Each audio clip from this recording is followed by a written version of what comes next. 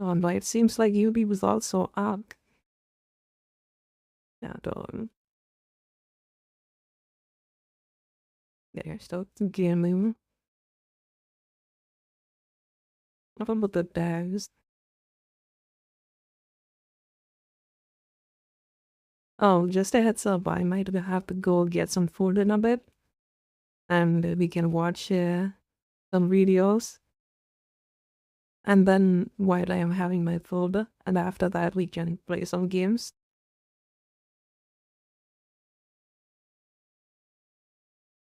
Ja, Tamil Vtuber.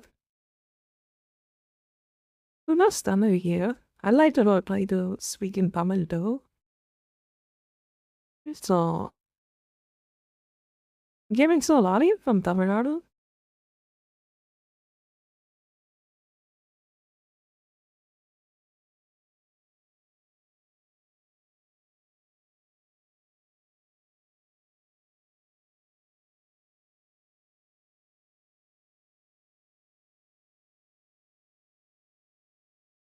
Alright, we should begin.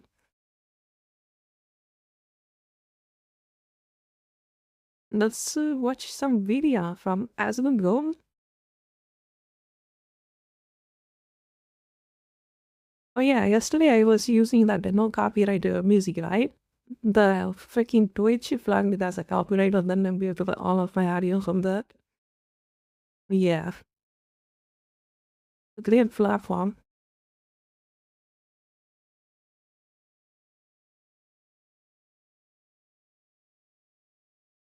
Basically, there's a law now in Europe that they are actually changing and holding these companies accountable for their microtransactions. I have been waiting on this for years, and it's been something that we've been wanting for years. This is a massive fucking W. So we're going to look at see some of the details about this here. The day I decided to talk about stuff regarding League of Legends, I did not realize I would be diving into legal stuff. But oh well, Here we are. In case you missed it, a few days ago, the European Union made a move on the predatory practices in gaming. The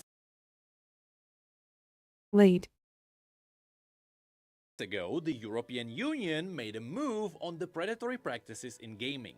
The funny thing is that they are finally focusing on something that has been part of the entire microtransaction system from day one. That's right. And that's Zero, hello. I'm gonna call you Zero. It sounds very nice. They were led by people who how do I knew sound? how to milk people's wallets. Do I sound good? I mean, why else would we replace the name expansion packs with DLCs? And of course, here we are specifically gonna talk about the use of premium currencies. That's right. Now, what is surprising? Premium currency serves no purpose in video games other than to obfuscate and confuse the player on how much money they're spending. It is fundamentally manipulative, and it serves no purpose or value to the consumer other than to make them less aware of how much money they're spending. It is what it is. Is that most people don't realize that premium currencies are a really bad thing. And because people don't know about this, it kind of proves why they exist. Simply said, the real reason why premium currencies exist is because people have an idea of how much things should cost in their own native currency. But if I see something available for Robux, I have no idea how much that is. Yeah, how much? So how much is this pink flower crown? 50. Hey, that sounds like you already watched me. Like, what's your gamer bag? Items and. This one is new. Like the zero dumber zero, I think. Like I never seen the bag before. So which time you use? Like this especially works well on kids. Because like kids don't understand conversion because they're 7. You don't like they're not even supposed to understand it. One purpose of the premium currencies is hiding real value. On top of this, when you buy the premium currencies, you either buy a small bundle that doesn't give you enough currency to buy something, which means you have to buy more.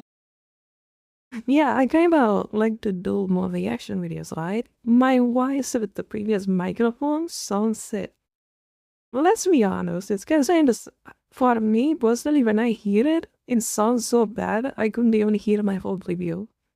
So I kind of tried to fix that.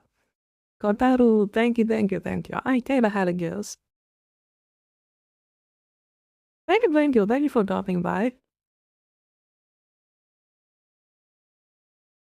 So I kinda wanted to fix it, you know? So you guys can hear me better. More, or the bundle gives 20 you way too piece. much. And now the next time you want to buy something, you already have some of the leftover currency. So now you only have to buy the smaller pack to get it. So you buy again. Which is I find this to be annoying, but I don't even think this is as bad because, like, this is about a purchase decision.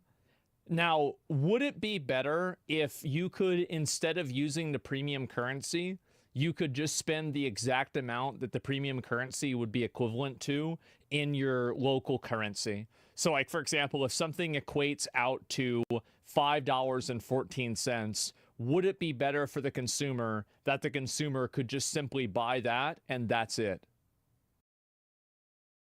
I will never pay single money at any single game I ever play. Well, I kinda had the goal too, but I played Lost Ark. And that game made me pay like around, I think I spent like 3,000 or something on that. Like, it was stupid Argos. Like, I wanted to fight that stupid goat. And they just manipulate you so much. Like, that's the problem. You know? Like, like what Lost Ark did, they came up with a new update. And in order for you to get access to the new update, you either have to farm for a long time or you have to pay money. You know? Like for a long time is you have to farm for like next patch. New waifu has joined the Genshin. You mean the cow? I think it's a cow, right? This time? I think so. Yep, I like.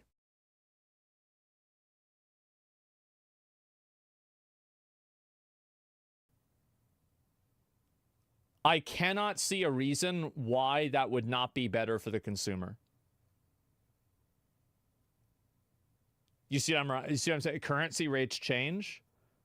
Well, not really though, because the currency rate for the crystals is the same.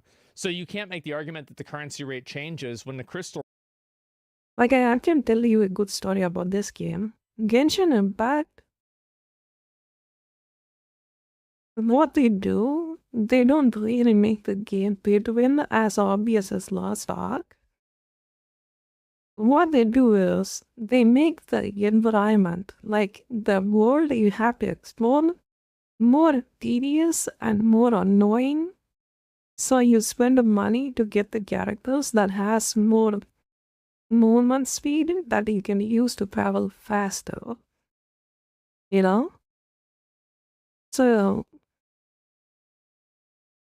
like each game has a different way of making you buy, I could say.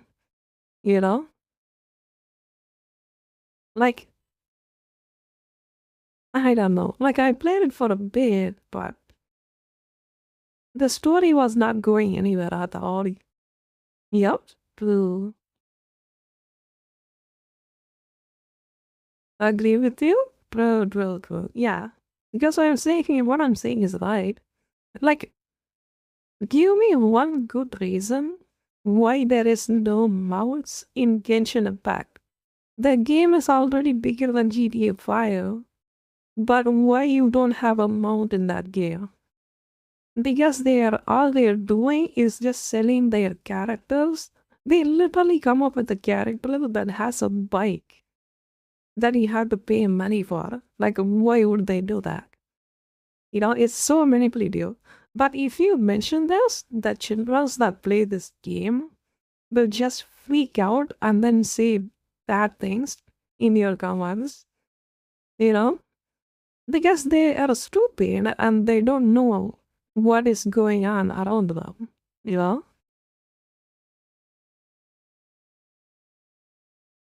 rate doesn't change. And you may think, sure, these are pretty bad cases, so surely there has to be some kind of a catch, right? Yeah. There has to be something positive to premium currencies. Well, the thing is... There's not. Nope. The only reason There's premium no value currencies to them at exist is because they make more money. That's right. There is literally no other use for them. You could argue that premium currencies work for brand building. I mean, look at the famous V-Bucks or Primo Gems or... I don't think that there's a problem with premium currencies. I will say, people, hello. How are you doing? How's your day?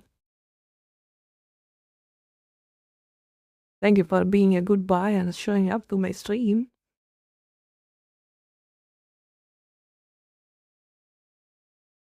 Wait, where was I?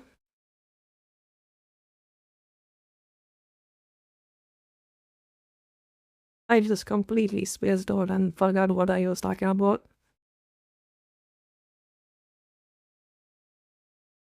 Wait, let me think. It was kind of important. Genshin on my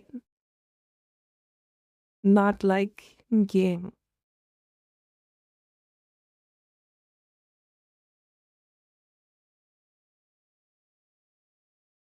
Hey, people, what language is that?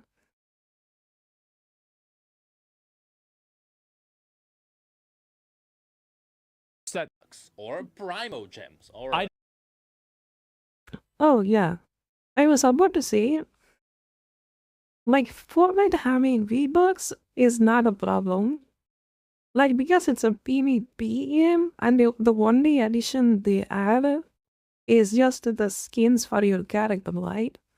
So, it's not a big deal. But in Genshin, spending money and getting the character that is turned plays a significant role in your enjoyment.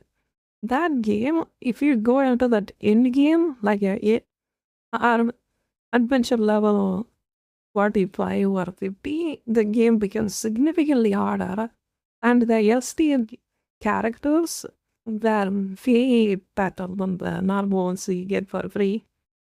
You know? It's just not this game, every game does that.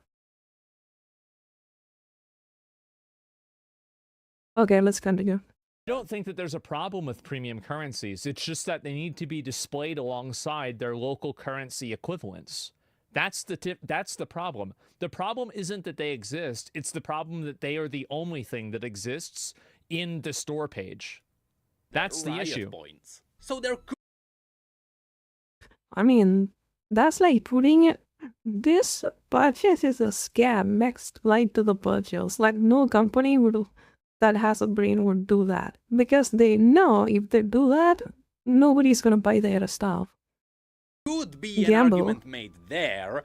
However, that would only be true if the companies also didn't pull off their shenanigans with the bundles. Yeah, regardless, this has been the case with premium currencies since the early days. That's right. And surprisingly, it's been an exploit this for a doesn't long mean time. The infamous horse armor, while that is considered one of the first proper microtransactions, that one was just bought for good old $2.50. No, instead, we are talking about early EA stuff. Oh. Does anyone remember BioWare points? Does anyone remember having to buy a premium currency to buy a Mass Effect DLC? That's so stupid. While all other games just sold you normal expansion packs for normal money. Because imagine just buying a game.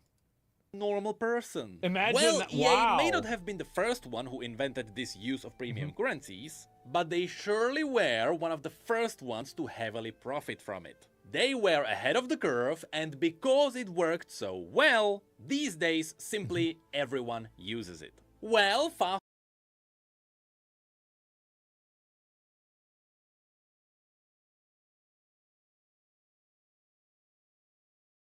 Like, I don't think people who play these know much about video games. Like, this is a racing game. This is Dead Space. I don't think it has a I think the third one had a microtransactions. Isn't totally different. What about mommy? That's the point.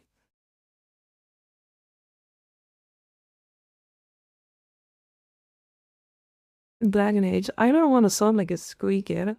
There are like a million videos that does that. You know?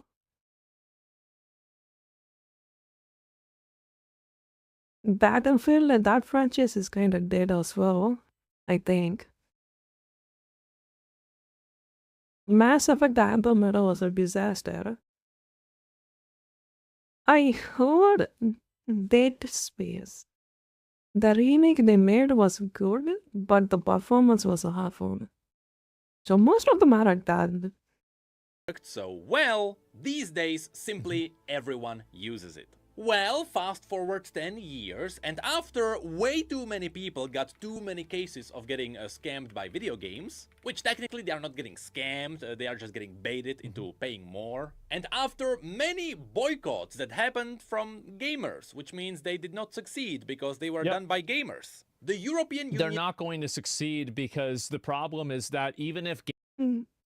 Tencent invested at 1.25 million on Ubisoft, yes, and they bought all the main franchises the game had. Maddie, hello. How we doing?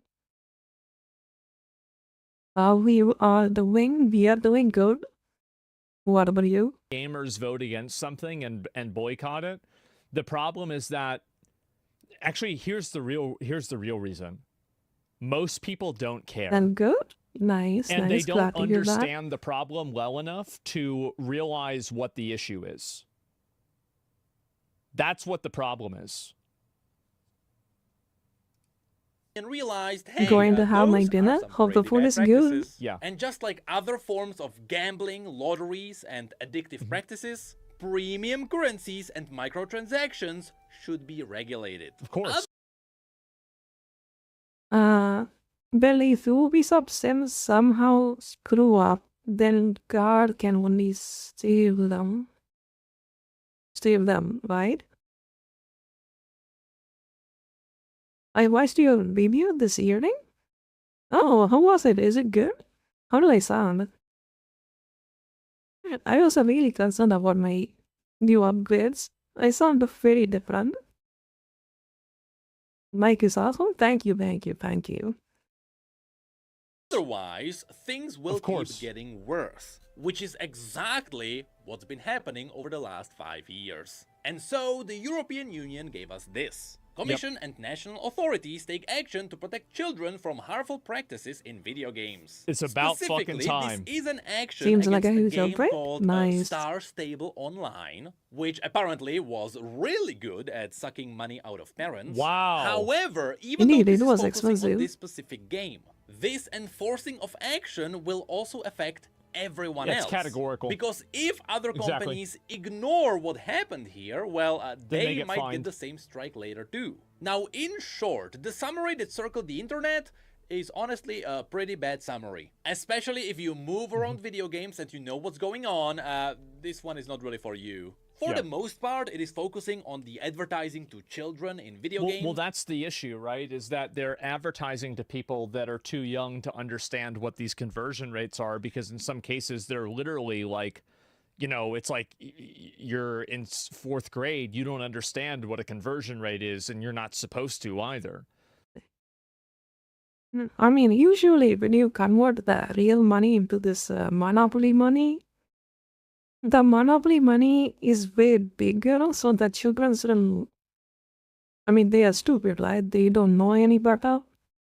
So, they think bigger number means better profit, I guess, for their money, and then buy those stuff, you know? Like, it's direct... Usually that's how it goes. It's made with the explicit purpose to confuse kids. Like 100 gems for $10, you know? 10 times profit.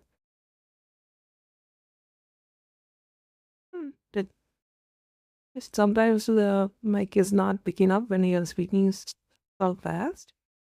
Yeah, I think it's the NVIDIA broadcast that's fucking up. That is I will try to be slower. Like in that video or right now? Like, is it not picking up when I am speaking right now? I can't notice that. Yeah, I kind of changed the settings a little bit. I heard in the video. Yes, yes. That video had that bubble. Yeah, that was my first testing. I think I will improve more and more at that. And it is a new stuff that I'm kind of learning, you could say. Throughout gaming history, there have been many cases of children bankrupting their parents in video games. However, overall, everything is also aimed at protecting adults. So first, here it mentions that you are not allowed to advertise to children specifically, which also means you can't urge them to quickly buy something for the game, which is where we can mention that this is not preventing from the game saying, I don't know how do you define what an advertisement to a kid is? Is it like how do you do that? If you want the premium skin, you better pay it's like, up. how do you enforce it's that? It's more along the lines of showing that if you don't buy a boost or something really bad will happen to a character. Maybe they will leave. Alexa 2.0. Hello, Mr. Bat. I mean, you are also 2.0. The Dr. Kids app cries when a child clicks away from the ad. Not gonna lie, I like that grin for both of us. Yeah, I was a little bit, what I got it. Okay. How to step back. Children to like in Loki is a very common theme that people use. So I don't get a good change up here, I would say. The games are not allowed to bait people with limited time purchases. Now, as far as I know, this is not talking about something like limited skins that are up during an event or something like that. Those should be fine. This is more focusing on those flash sales that happen in some games, where you can see something on sale, but it is only up for you for like an hour, and you quickly have to buy it, and no one else can see it. I'm looking at you, Warcraft Rumble. The problem there is that these sales are specifically up only for the people who are more likely to buy. But then it mentions that there it's selected targeted advertising. Pretty simple. Be purchases all that's hidden super behind simple. Small purchases. I'm not exactly sure what kind of a game would do something like that. A star stable online. I assume it is something like, hey, you buy like a small horse, but in order for the small horse to run or something, you have to buy a big stable later. I don't know, I'm making this up. And lastly, it also mentions that if an influencer is talking about a video game, they should also mention the monetization. To be fair, this should have been a thing from the very beginning. Back in the day, I've made a Hoyoverse video or two. I never heard about that game. I still made jokes about the gacha machine, but here's the thing. After reading this, none of this really sounds that bad, right? No, it's good. Not like any of this is... All of this is good because it's in the best interest of the consumer. All of this is like absolutely good. It's great. Actually gonna affect any of the big video game corporations, right? Well, that's because this summary is mostly aimed at the European parents, I guess. Yeah, of course. It is supposed to tell them, hey, we are protecting you and your children. However, should we dive into the other documents that go into more details, we may realize that this also affects someone like Riot Games. See, this is what's good, is that as soon as they make the rule for one group, then all of them have to follow it. And that's the best part about this. Let me tell you, that other document is a whole another beast. One that might actually improve monetizations in gaming. So here, the network's key principles on in-game virtual currencies is an 8-page long document, which is not that big, which is why, at the very beginning, they mentioned that this is not an exhaustive list of all the bad things companies are doing. So if you start doing something bad now, run. But immediately... Yeah, I remember playing this game, like League of Legends, when I don't even realize they removed the loot boxes. Like, you can get free skins from that, and you have to collect keys if you play the game a long time. But they removed that recently. Like, that was weird. I remember they changed it 3 times to make it more harder and harder to get free skins in that game. I had legendary skins in that one. Like, I had a Elemental Lux, the Leona, the Dawn Leona, I think. My favorite is Leona. She looks pretty cool. Yeah. Like, I played that game in my potato laptop like years ago. At the beginning, we have an interesting line. After talking about what virtual currencies are, they mention this. The CPC network considers in-game virtual currencies as digital representation. I am kind of happy that the government is smart enough to recognize the problem this online purchases in video games caused, and then try to act against it. Like, it is quite surprising. You know, most of our leaders here don't even know how to use a smartphone, most likely. I see. While Warcraft Rumble is a mobile action strategy game, the Team Warcraft universe, collectible minions come to light to battle, makes skirmishes. Oh. So it's just a pay-to-win piece of crap that the Blizzard came up with to milk the nostalgia the people have for Blizzard. That's what it sounds like.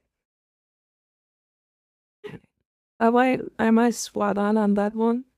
100%? Of real like, that's what they did with Diablo Immortal. And then people were so mad about that one and they got a massive backlash. And then they made Diablo 4. Otherwise, if people wasn't mad enough against Diablo Immortal, Diablo 4 wouldn't even exist. Like, they didn't even bother mentioning Diablo 4 in that launch. It was that bad. World monetary value when they serve no purpose other than, or for which other functions are secondary to providing for a method of payment, the purchase of digital content or services in video games.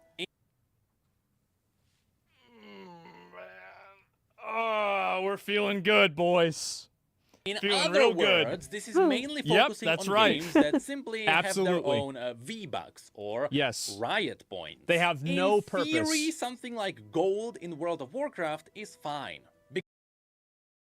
Yeah, I remember that. Man, that was... Yeah, that is the whole famous line. Don't you guys have votes? Nice. Yeah, I remember that.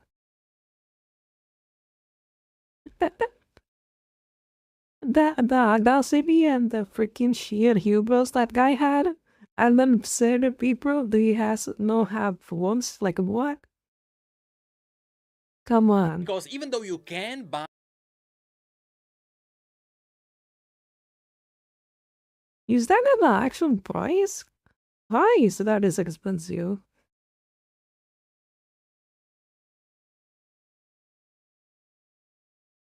I'm pretty sure that's like 400,000, right? That's what it take at least weeks to farm you in the game. Jesus, they made the accomplishment so insignificant in that game with that. Why would you play this? So, a month of grinding is just 20 bucks? God damn. I need to start getting used to this voice now. Oh, as long as it sounds good and if you guys are able to hear it now, I would play. I would just use this side out. What do you think, people? Does it sound good? Buy gold with real money. Gold isn't exclusively used to buy things you would have normally just paid real money for. There, gold is part of gameplay. However, later... No, it's different because gold is translated directly to money. Me too. So there's a direct correlation, and you can buy gold and it tells you what the conversion rate is. I was like sitting in front of my computer for 30 minutes, just being anxious, going live, you know? Like, I was anxious to show my new setup than the old one that sounded actually bad, you know? So it's 1 to...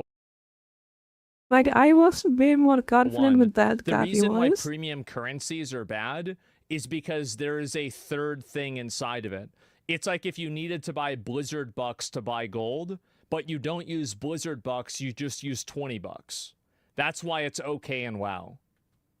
Later you will see that even this might have to do some things, because at any point, if you pay real money for currencies, there is a funny thing every video game will have to do. And yes, this also relates to stuff like Primo Gems. Because even though Primo Gems in Genshin can be earned for free, the moment you pay for them with real money, like a completely different accent from Western. The more interesting thing for us is that, yes, in some cases, Riot is screwed. And you will see that it's all in benefit of us, the players. Mainly if you hate something like the Ancient Sparks, you might have a laugh. So next, the document dives into unfair commercial practices. This is my favorite fucking thing, man. This fucking picture. This is the exact shit I've been asking for actually years. I think sometimes the accent just pops in, you know, just without my knowledge. I try to reduce it. This is all I want. Just put the dollar amount next to it, and I'm happy. That's it. I like it, but it takes to get based on my In other words, the games bait you into paying. And here, I've been streaming with that voice for a year, a game so has premium currencies, they are allowed I'd give it a to week. have I think you might no, like it Riot more. points are not going away. Don't make it different but when nice. you are spending it, you also have to show the players the real money value. By the way, exactly this is cool, does my voice fit my avatar? Besides the 1350 RP price, Is that they what will you guys also saying? have to show you that this is $12. Yeah, all it needs next to it is a little parentheses and showing Oh, the local Alexa, currency. new Alexa. That's nice. all I'm asking for. And I think this is so fucking reasonable. Anyone with self-control when buying stuff, this won't glad do to hear much. that. But you would be surprised how much people are willing to pay when they don't know how much they are really paying. Next, the document mentions that this price should be shown even when you are converting one currency into another one. Exactly. Specifically, we could mention something like buying Mythic Essence with Riot points, both of which are technically premium currency. Alright, give me a second. I'm gonna go get some food, and then we can continue watching the video. Be right back.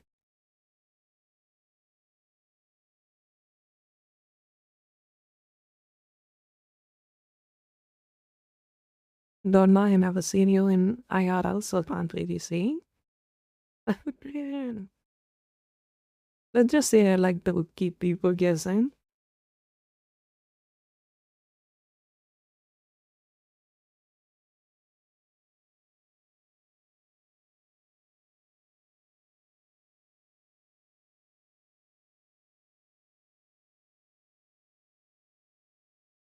Make it colder.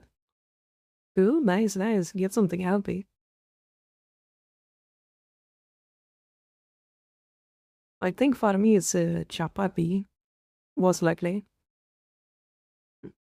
Alright, be right back. It's getting late. Give me like a 5 or 15 minutes, and then I will be back.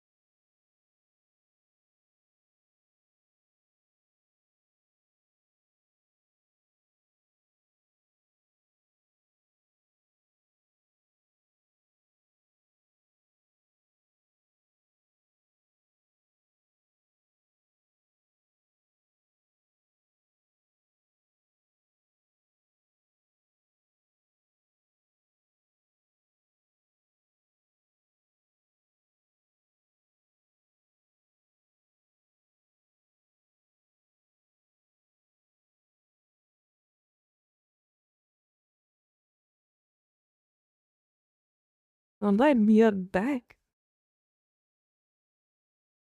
I've seen you apply out maybe food, having fried rice. It's my first day today. I'm making potatoes. Oh, nice, nice. Welcome back. Thank you, Mr. Bat. Good to be back. Good to be back, but I still have to open up my food and stuff. Currencies, but they will still have to show you, theoretically, how much one mythic essence is now. And lastly, the prices shown have to be the base price points. Yes. If there are bundles that give you like 30% extra currency, those don't count. We're talking...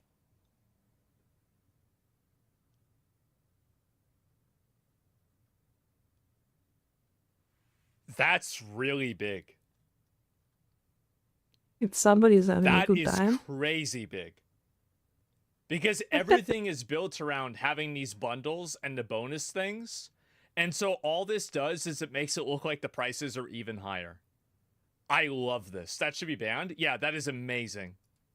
About the raw value. And yes, the document also mentions that earning these currencies through gameplay doesn't count. Meaning you still have to show the full price regardless of what's really happening with the currency. So yes, even the glorious Primo gems are getting screwed. Exactly. Which also includes the situations when you're buying gold in something like WoW. Anyway, next, the second principle dives into multiple premium currencies, which might impact Riot too.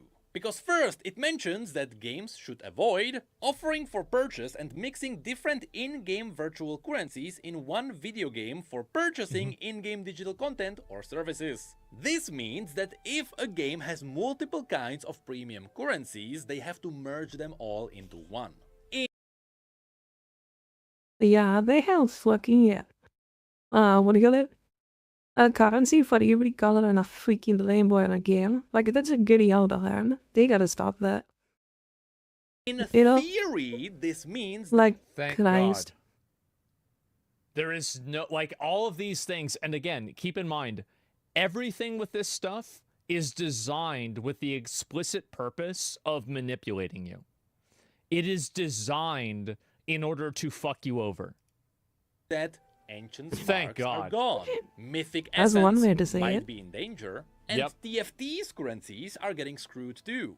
These should all fall under the premium currencies category together with Riot points. So in the future, it is possible that you will not be able to buy ancient sparks for Riot points, and instead you just spend your Riot points with the real money value as you roll on the gacha machine. See, this is what they do, is they try to add in more and more currencies because every point of currency conversion is a point where people lose the reference of how much money they're spending.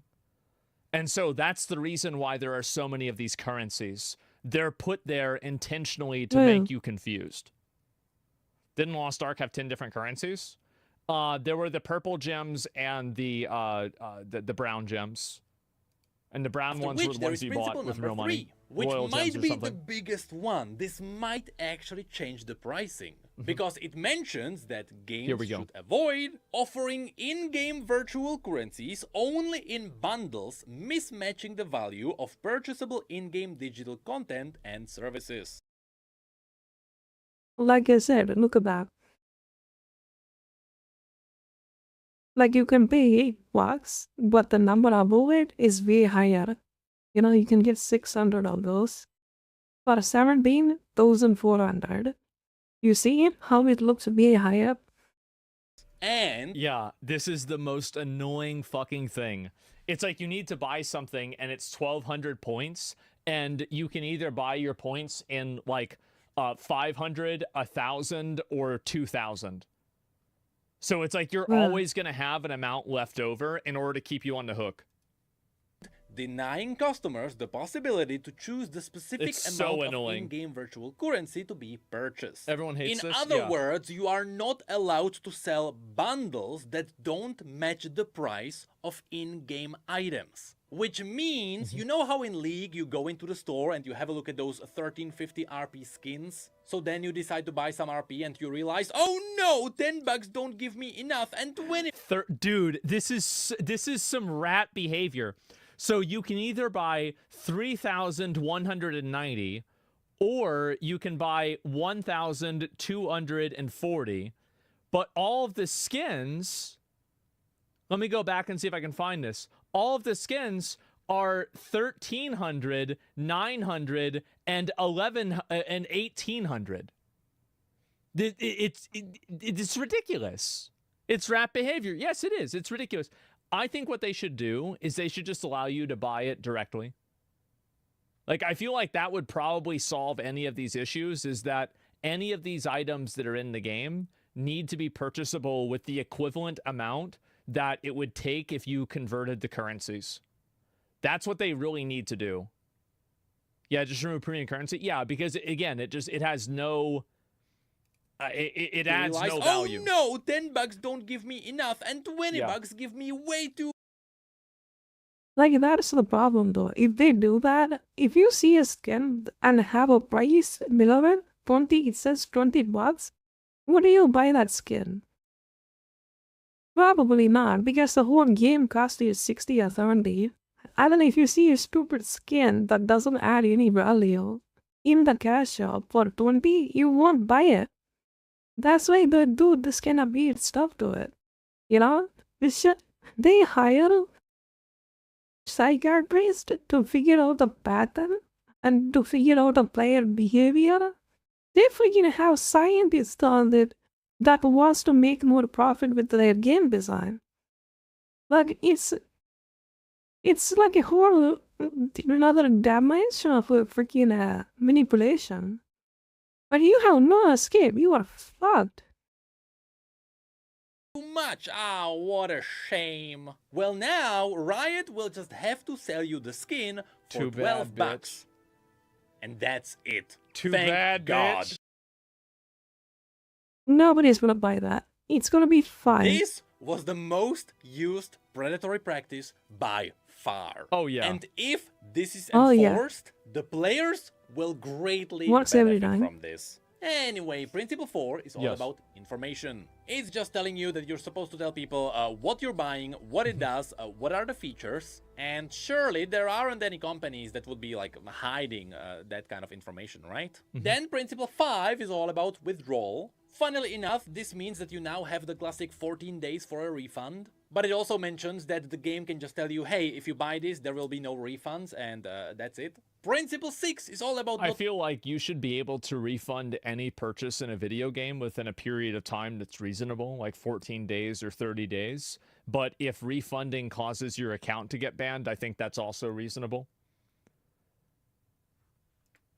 Using weird words which might scare people. For example, you can't tell people that, hey, if you buy this item, the EU laws don't apply, because that's not how law works. What's interesting is that as part of this, companies are also not allowed to modify the value of the currencies, which means they can't legally take away your riot points if you get banned. But at the same time, modifying is also giving you RP for free, so maybe they can't give you RP anymore for sending them pictures. So maybe drawings for RP are gone. And lastly, Principle 7 is about protecting vulnerable customers. Meaning that games shouldn't be designed with the idea of exploiting players for money. This... Man. That's like... Somebody that is higher up in the European government is a fucking gamer. Like, they're just freaking attacked this in every way possible. They are out on a crusade to delete this from their country. What a giga chat.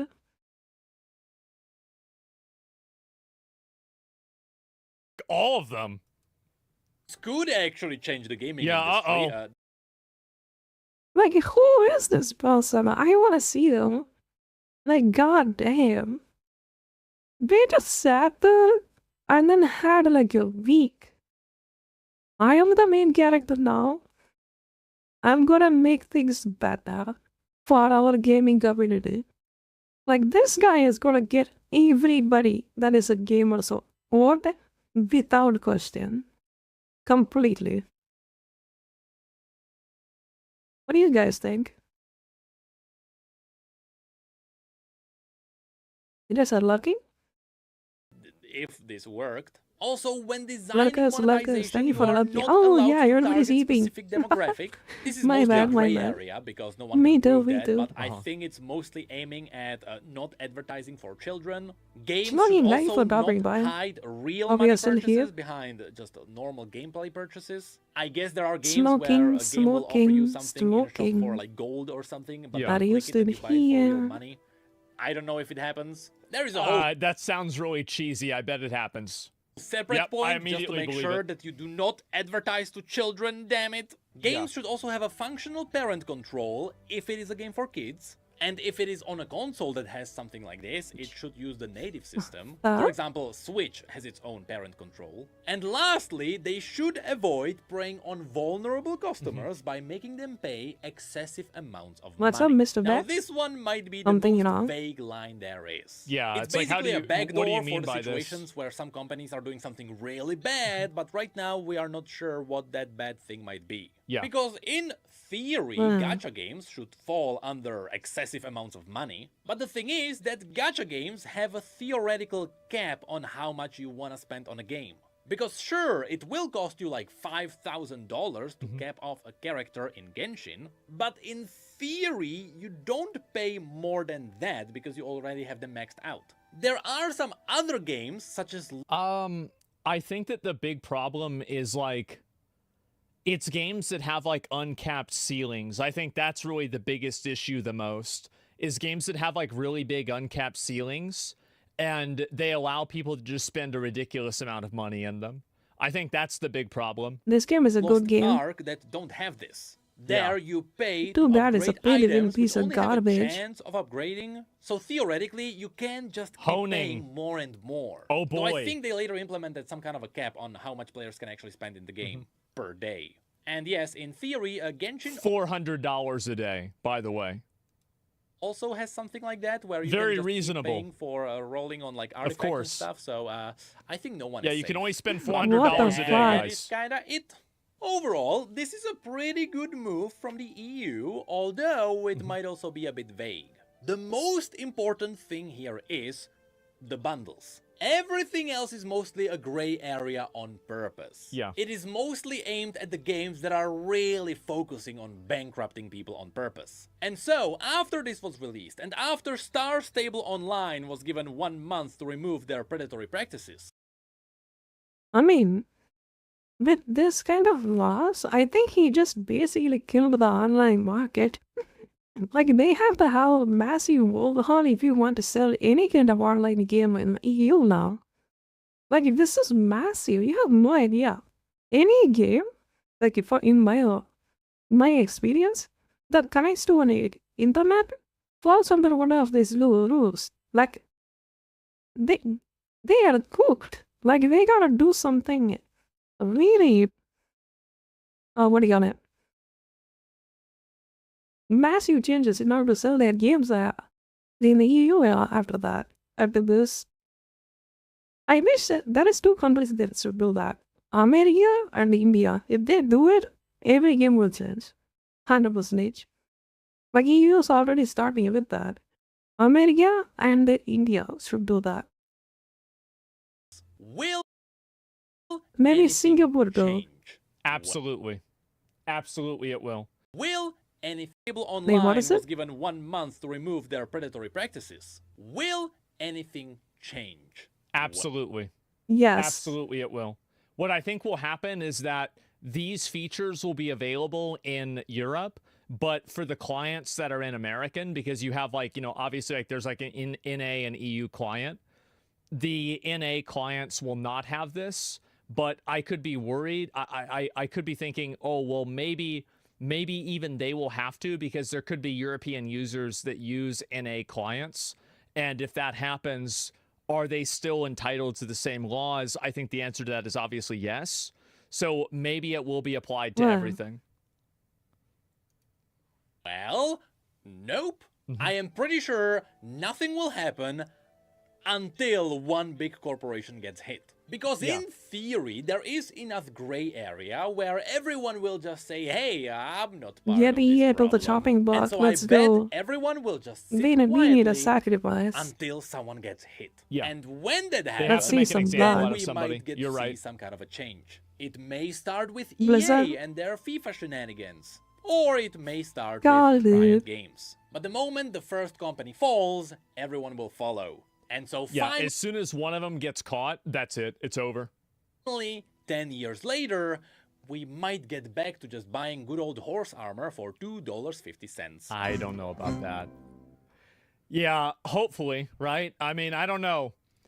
I am very happy to see this. I'll tell you guys, like, I mean, as somebody who's been aware of this kind of stuff for a very long time, and I remember, here's the video, give it a like, it's an accurate video. And I totally fucking agree with this. I am so happy to see it. There needs to be a precedent. Yeah, there does need to be a precedent. Absolutely, there does. And so, yeah, BDO is full of this shit. Yeah, they are. And a lot of games are. And the more that you allow it, the more that it will exist. And I think that's really the biggest issue, is that the more that people are able to do this and get away with it. Give me 1 second. The more that people are able to do this and get away with it, the more they're going to continue doing it. And so the best thing to do is to, like, put a couple of companies on notice for this and maybe fine them a little bit of money. And that way, as soon as the company gets fined the first time, everybody else will immediately roach out and stop doing it, which is what I'm really... Ubisoft is a good target. Well, the problem is that basically every single games company does this. The biggest issue that I have, there are two big issues. Number one, it's gambling. So spending money in the game where you buy something that you don't know what you're getting. And number two is when you're buying something with premium currency and there's all these currency conversion rates that are meant to confuse you so you don't know how much money you're spending. Like, those are the two problems and the two really bad things in the games.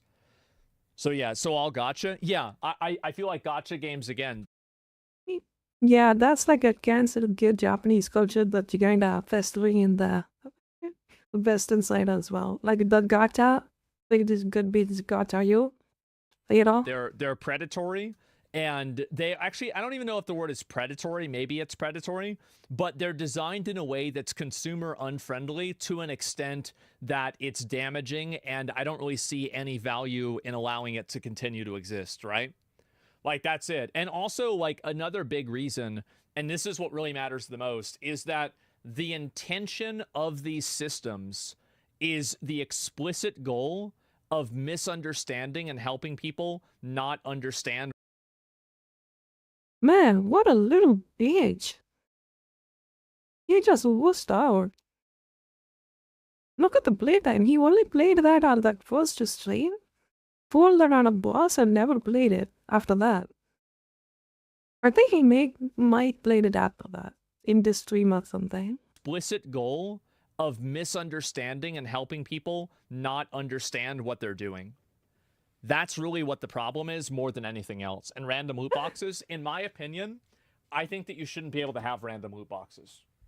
Or random loot boxes should only be allowed. I mean, personally, I don't really care about loot boxes. It depends on the game, you could say. But the thing I care about is just the game fundamentally cucks you if you didn't pay money to get to the level it needs you to be in order to access the new content. Oh my god, that sucks. Like, I hate that. I hate that with my life. Like, the game just hotbox you. Like, it's just so bad. Not just in a way, just you don't even have a chance. It's just right up with the time when you're about the age. It just freaking chops your big off. You know? That's what this kind of new games do that. Like, god. I remember that so well with Last Art. I fucking never played a game ever in my life, but that game made me pay for that game. You know? Jesus Christ. If you have random loot boxes, it automatically categorizes your game as 18+. Because, like, having kids that are going and using gambling mechanics, I feel like that's a bad idea. I'll be right back. I think he's absolutely right about this one.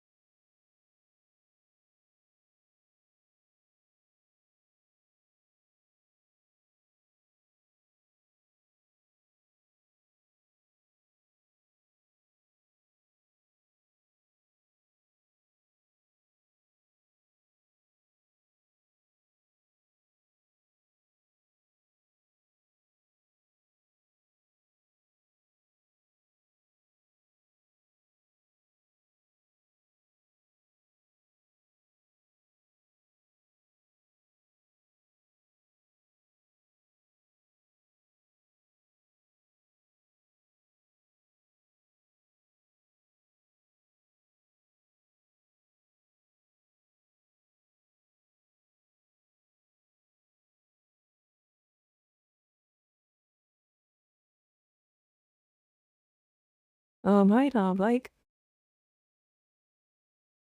let's watch another one. Assassin's Creed Shadows, friends are still mad. Let's watch that. You got people mad. This is a big hose mad situation. Let's watch it. How dare you take a lukewarm Like, stance on this? You need to pick a side. You exactly see your items? Yes, that's exactly what I was I think saying, you bro. might have to buy a ball. Listen to both sides. Most of the time, both sides are wrong. How the hell did this make it out of our company? So I'm not really sure what to think anymore. I managed to make everyone angry with what I did with ACS. Nobody's happy. How did you do that? He's not playing more of this game. That's all you need to know. A game that you didn't expect to finish is not okay. It's bad. It's fine. Proceeds to not finish it. Come on. The way he said it's fine is disappointed. Yep. What did you do? So I went into Assassin's Creed Shadows, as a lukewarm Assassin's Creed fan. And I went in specifically, I didn't do any sponsor streaming. Ubisoft has given up on me. They didn't even offer me a sponsor stream for it. And I went in for myself and I said, okay, I want to see if this game is enough for me as somebody who is relatively tired of the AC franchise. I want to see if there was enough in there to bring me back. Maybe it's going to be another Black Flag. Maybe it'll get me back into Assassin's Creed. So I played it. That's a game that came out like 10 years ago, maybe minimum. Like, that's like having copium in a level that just went above your head and it's hitting the roof. Like, he is having a nostalgia factor from a game that's 10 years old. But they made a collab with Tencent. I did see that announcement, but yes, they didn't make it. Collab, they just sold their soul to Tencent so they don't die. That's what happened. And here's the funny part. They are gonna fire almost 90% of the workforce that Assassin's Creed has. So they basically jump from the frying pan into the fire. Rip Ubisoft. Well, I think this is a good time for us because they might make a game that actually feels like a game, instead of a product. If you know the difference. For a stream, and it was okay. And then the next day, I started another stream of it, and about halfway through it, you know, I felt like I was starting. That's not what happened. He's lying. Here's what happened. He was playing the game. Everything was fine. Somebody asked him to open up the store page. He opens up the store page, and he sees that a map hack is on the store page. After that, the vibe totally shifts. He randomly swims out to a ship. He climbs up to the top of the ship. He jumps down, kills himself, and quits the game. And he says, yep, guys, that's going to be about it. People are attacking Moist Critical, too, for not playing Shadows anymore because he said the game bored him. You get the vibe of it. And I was starting to realize that I didn't think it was really going to have what I wanted. And I turned off Assassin's Creed and started playing Rise of the Ronin. Now, what I did was I made a thoughts video. I said in that thoughts video. Well, that was your problem. Here's the deal. You have an opinion on I was like, here's the deal. I was like, the game is fine. It's not doing enough for me. Yeah. Like, you know, it's got a few problems here and there. I ran into a few bugs. Game is fine, but Wait. Is that what I think is happening? The fans of Assassin's Creed just going into the streamers that actually quit the game because the game was a mediocre piece of garbage, and then forcing them to play it, and then being freaking kids in the chat? Is that what's happening?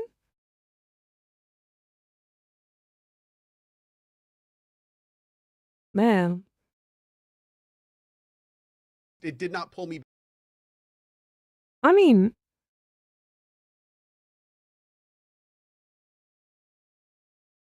there are so many dumb hills you can die on. This is not one of those, though. Back in. And you know, there's a whole... Like, Assassin's Creed fell off like 10 years ago. It's been a decade since they made a good Assassin's Creed. Like, when did the last time we had good Assassin's Creed died with the Desmond? Like, come on. Whole other discussion, like, can Ubisoft afford? Fine. But, you know, I was like, yeah, the game... Nope. It's a matter... Black Flag? Yes. That was like 10 years ago, right? In Black Flag, that game is old. I think it's on PS3 or something. I think. Like, I'm not sure. Let me Google it. I can Google it. I never beaten that game. Like, it's too much open world, and it kind of got boring for me. Black Flag. But I played through the part 3, I think.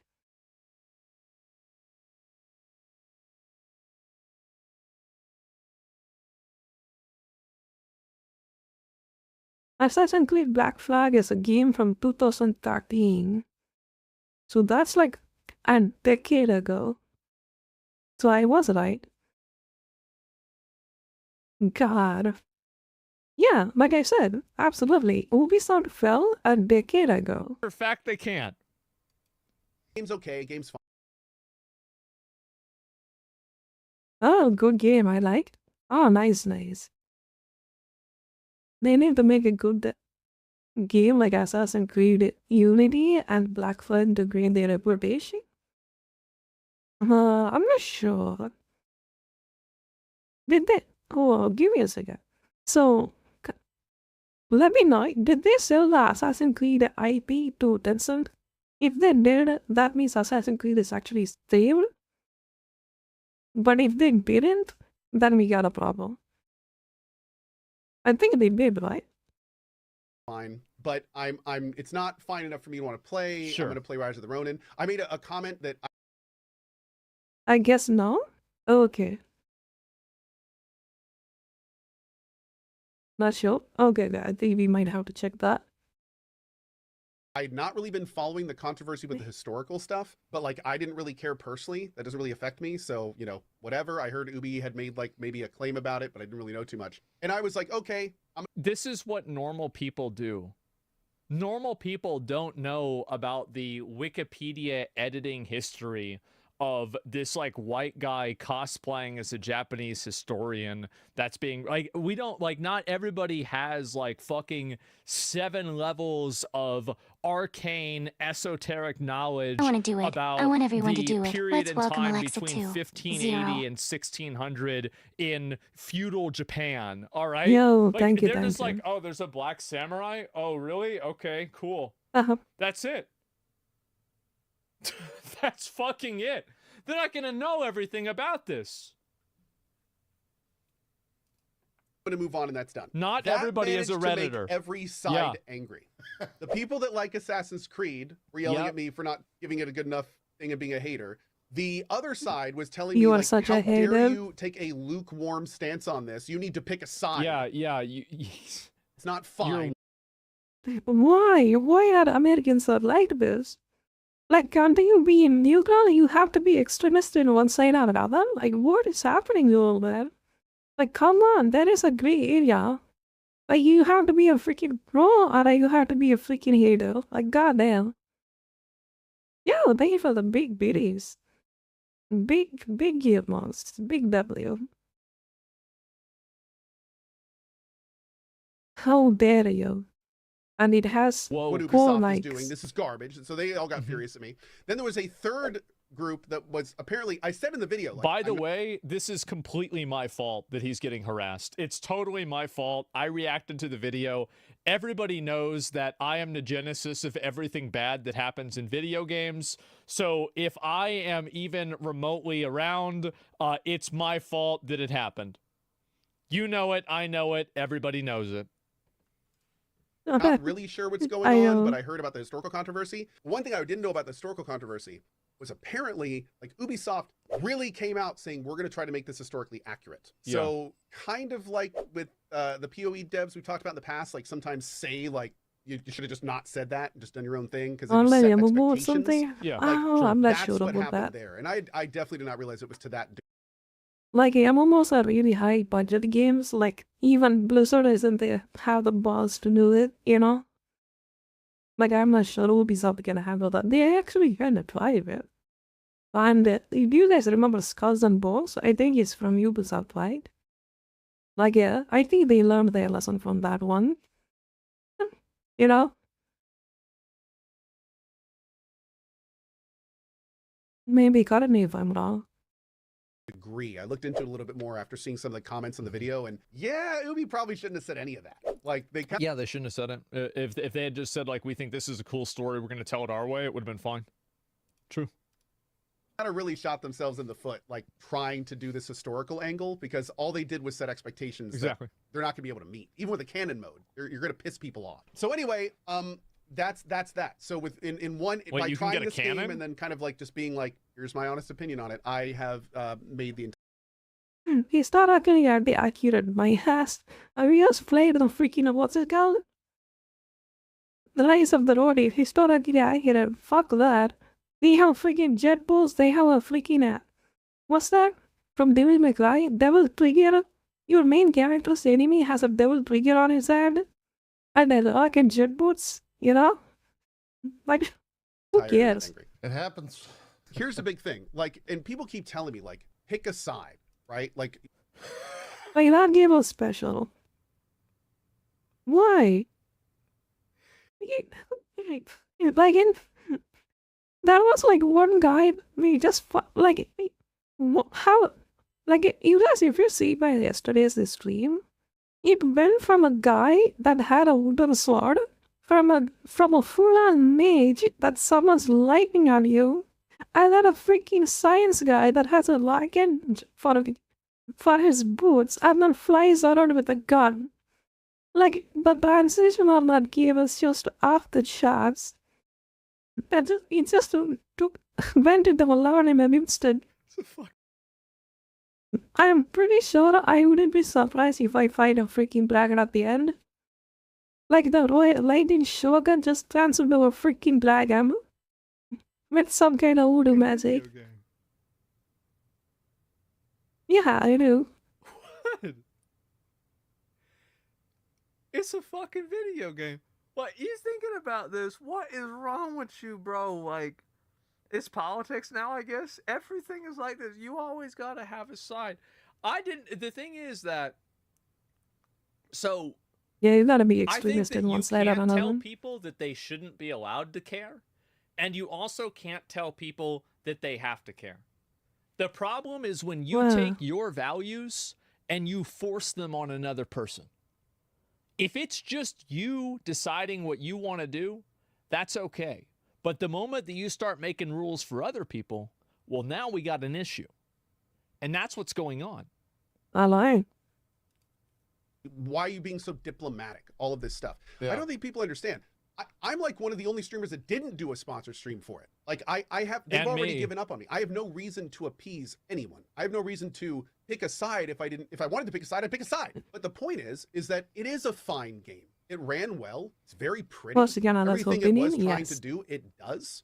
Like, you can't look at the game and not be like, it's running. Like, I played 10,000 plus games over my life. There's some really shitty games out there. Like, broken design does not work. Yep. Maybe it's just too long. Maybe, you know, like there's thousands of reasons that games And are here I just thought not I was a gamer. The time I played this, Look I didn't at this really guy. run into anything that makes me go, this is a bad game, outside of a few bugs, of course. I just didn't really I mean, run into he is anything that was 45 like, years I need to old keep by the playing looks of this. it. You know what I mean? Yeah. So it's like people who are just like totally jumping on me for saying the game is fine. It's like, I don't People got mad at me too. They got mad whenever I said it was a 6. I thought it was like, okay, like I'm enjoying it, like it's fine.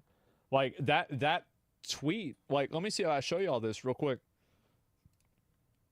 Yeah. I'll pull it up. I think it's just the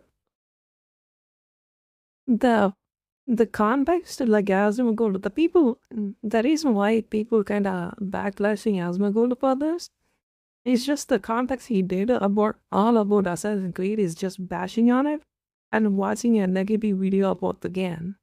And then he played the game and said the game was good. And he gave it a 6. 6 means it's average. So you kind of give the viewers a false anchor that he is going to troll the game so much and then bash the game. So he kind of deflated the viewers' expectations. That's why they're mad. You know? Like, he has this kind of bakes with the Dragon Age, I think. About, like, he is such a casual gamer. I think he turned into a casual gamer and then he doesn't know how to differentiate from a slap and from quality, you know? Like, Dark Souls 3 is quality, Elden Ring DLC is slap. Like, there is a difference. But yes, Dark Souls 3 is a closed map that every corner that matters and every thorny turn in that game is a challenge. In Elden Ring DLC, the open world is a complete empty mess that you just run around with your house, looking at pretty graphics, and then collecting literal doors that make your character stronger. Otherwise, you can't get past the first boss. You see the difference? That is how you differentiate a game, which is better. And even the game is good, you have to point out the game's flaws as a critic, not a reviewer. People don't really do that nowadays. Like, they just follow the trend and say the game is good, not actively criticizing the game for its flawed mechanics to make the game even better. Like, him accepting this game, like, this is what the reality is. Asmongold accepted Assassin's Creed Shadows. That means the game is okay. You know? Yeah, thank you for the biddies. But if that game is okay for them, that only gives both the more games that are mediocre and not as great as the games that used to be. Like, video games is the modern version of art that people have no passion and access to it. So if you put out mediocrity I think people get used to mediocrity and think that is the norm. You know? Assassin's Creed Black Flag, even compared to their previous installment, this game was far inferior. That's why people hate this game for it. You know? It's an inferior game that has bloated mechanics, bad graphics. Culturally, they just massacred Japan with it. You know? They just literally made a parody of Japan in this game. And then they sold it for like $150 or something. With a Pro Uber Giga Meta Deluxe Edition that you have to buy in order to get 3 days before early access. You know? This is the game that Asmongold is saying that he is going to accept. And he is saying the game is fine. If he does that many times, like if all the games we are going to get is going to be having the same quality, good night, take care. I'm going to go on a tangent, give me a second. Good night, game back, take care. Have a nice Thursday. Nice sleep, sweet dreams. See you tomorrow. Thank you for the videos, really appreciate it. Mr. Bat, thank you. Be sure to join me in my Discord, I'll be very active there. Everybody can text me anytime. Have a good night, bye-bye. Okay, let's continue. Him accepting the game means that he is giving the flag for more mediocrity. Like, that is the worst thing he could do for the gaming community. It doesn't matter how you feel. Like, you are a person, you are like a voice of a group of collective people. You know, you are not just, your words doesn't represent just yourself. No, but game companies, like you could say you are an ideal, right? You are a popular person. The things you say matters to them. So they make the games that cater towards you, you know, to an extent. So if you say games like this are fine, like they're gonna make shitty games, that's what I'm going to say, you know? You guys get the idea, right? People like to criticize for the right thing? Yes, they should. Even so, meow meow, meow meow, meow. Is my meow meow sound good? Meow meow. Essentially fan system, Matt. Okay, let's continue. I think that's enough tangent for a video. Damn it, I really can't see it here. Damn, I can't show you guys. Well, anyway, the video of me playing Assassin's Creed had something like, I'm trying to even think, it had something like 4 or 5 million views. Like, and these are just people that are talking about the fact that this, yeah, it's nuts. People were going crazy about the fact that I said it was okay. Understand when you see a game like this, you know, there's probably thousands of people who made it possible, from level designers, artists, sound engineers. Nobody cares about that. Like, if you talk about that, you are one of them. Say it up. If you defend it because they worked so hard, you are literally one of them. Like, anything your opinion you have, it just completely goes into the garbage. Nobody cares. Musicians, all these people. Like, I would argue most of them did a fine job with this game. Like, of course, there's some decisions at the top and monetization and all sorts of problems, and see, that's that we could get into. But it's really, yeah, if they did a fine job, they have no trouble when they get fired from Insert, when they fire them and getting another job in another gaming industry. So they won't be fine. Don't worry about it. You know? Am I right or wrong about that? And if they did a fine job, it doesn't matter if they get fired.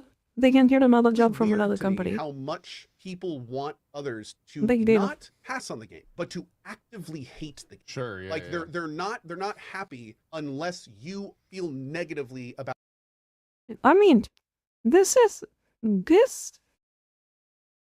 good example I can give is Halo.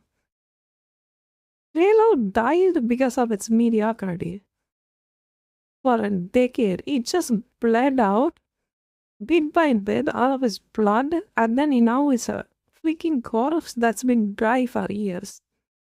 Can get a good player after layoff, joining another company? Yeah, good luck with that one. Everything the product is. Well, the reason why is that no, it makes sense. The reason why is because like if there's enough people that hate it and people are vicious enough, then there's going to be a lower probability that a game developer will do something like this in the future. Like that's the logic. I don't think this is like a good way of doing things, but that is like that's what they're thinking. Not just a part of it, not a specific thing. They don't want to have a discussion about what can be better. They just want you to feel the way they do, and that's their goal. Yeah. And that's unfortunate, man. Yeah, I mean that's the state. I mean, this is coming from somebody who didn't even really who put the game down. And I'm still just like it's unfortunate that we can't like vocally talk about why we don't like it instead of just vocally hate it. You know what I mean? Like I feel like that would make things. Well, you can't have conversations honestly about different video games anymore, because everything is based off of some pre-decided battle line that is created by media, basically. And so that's really what the issue is. No, I don't think so. I disagree. Like, you can talk about it if you give a proper explanation for it. Like, if you like this game, give a proper explanation. What are the aspects you find it interesting? What are the aspects that you find bad? And what are the aspects you want to the game to be improved in the next installment? Instead of saying anything like that, or giving any descriptions, any context, nothing other than say if you say the game is sticks, like what is that? What do you even call that? So much in a better direction, because this isn't it, man. Yeah, like, it's just it's unstoppable force meets a movable object. The older I get, the more I realize how insanely important it is to listen to both sides and come up with your own opinion. And the more you do that, you don't have to do that at all. Like, you won't have to listen to the both sides or anything. You just have to see how they are feeling about the game, and then you have to play both the devil's advocate with them. You know. Talk about what are the reasons you like the game for, and talk about what are the reasons you hate the game for. Okay, now, hello, how are you doing? How's your day? Hope you're doing good. Oh, we kinda had an ad break. Are you a sub? Then you can have what's really without ads. Oh, that's a BDs. Thank you. Even the BDs. Feed us 6. It feels low, by the way. Yeah. The more you realize that most of the time, both sides are wrong. Yeah, some people are super extreme. Most of the time, both sides have like some major fundamental issues in some degree that you may agree or not agree with. You don't want to like wholesale out on each one of them. Like there's so much more nuance. This is the problem is like, and this is with everything. It's like if you deviate even slightly from like what the accepted thinking is with like a different like group of people, they will. It's basically like you might as well just be totally against them. Like, you can 95% agree with them, and that's not enough. Credit for. And it's really unfortunate how many people want to stomp that nuance out. It's exhausting nowadays. Just talking about not just games, but anything. Like, you have to be vehemently for it. I haven't about Will tomorrow. How are you? I'm doing good. I just got a microphone update. Politics to food to movies. Like and AI. I got a Think new about how many setup. people are tweeting about AI right now.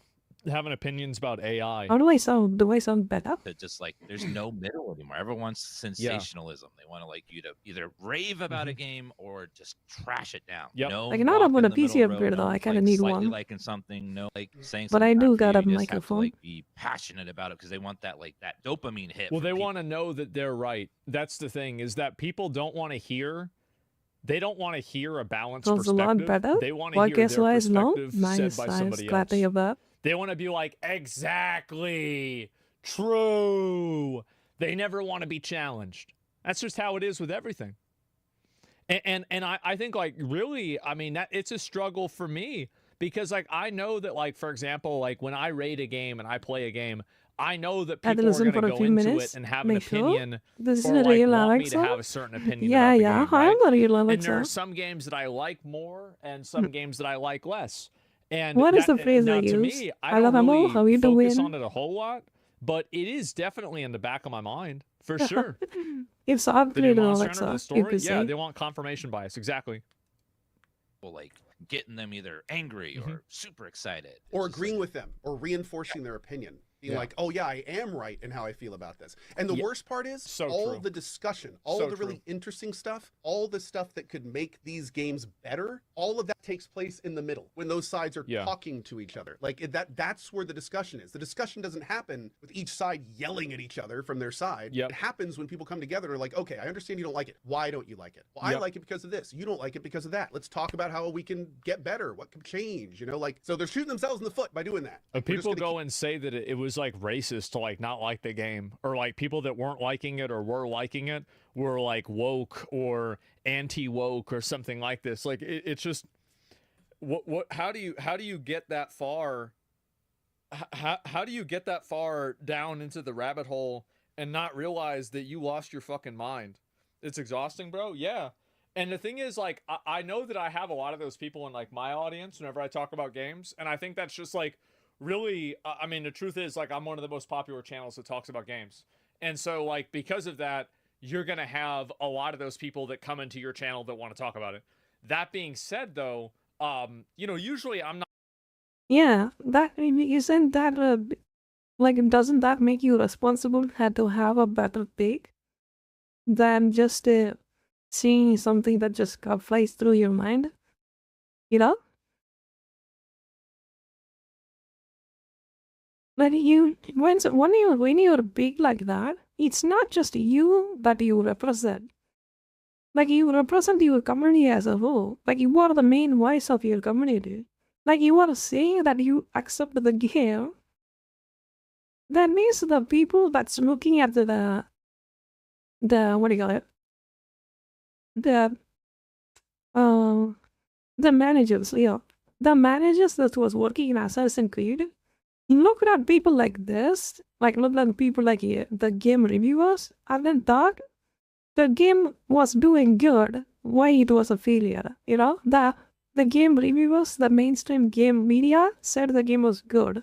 Why it was a failure? You know, if you wanna get into the freaking trenches to find out, the criticism for Assassin's Creed Shadows has been overboard in my opinion. Just enjoy it for what it is. I have enjoyed it so far. Not a great game, but better than average. This was my first time playing an Assassin's Creed game, so it was maybe a 7 for me? Damn.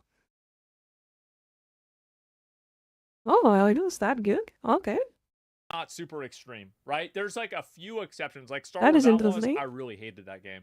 But like most of the time, I usually am not as crazy extreme as many other people do. We're just gonna keep doing this cycle. Like, yeah, it sucks. Yeah, sucks. Hate it. And also, like, somebody else brought. Did they get banned? Like, I haven't played the game yet, so I can't tell like the pros or cons yet. I might have to play it to figure that out. First game from the whole franchise?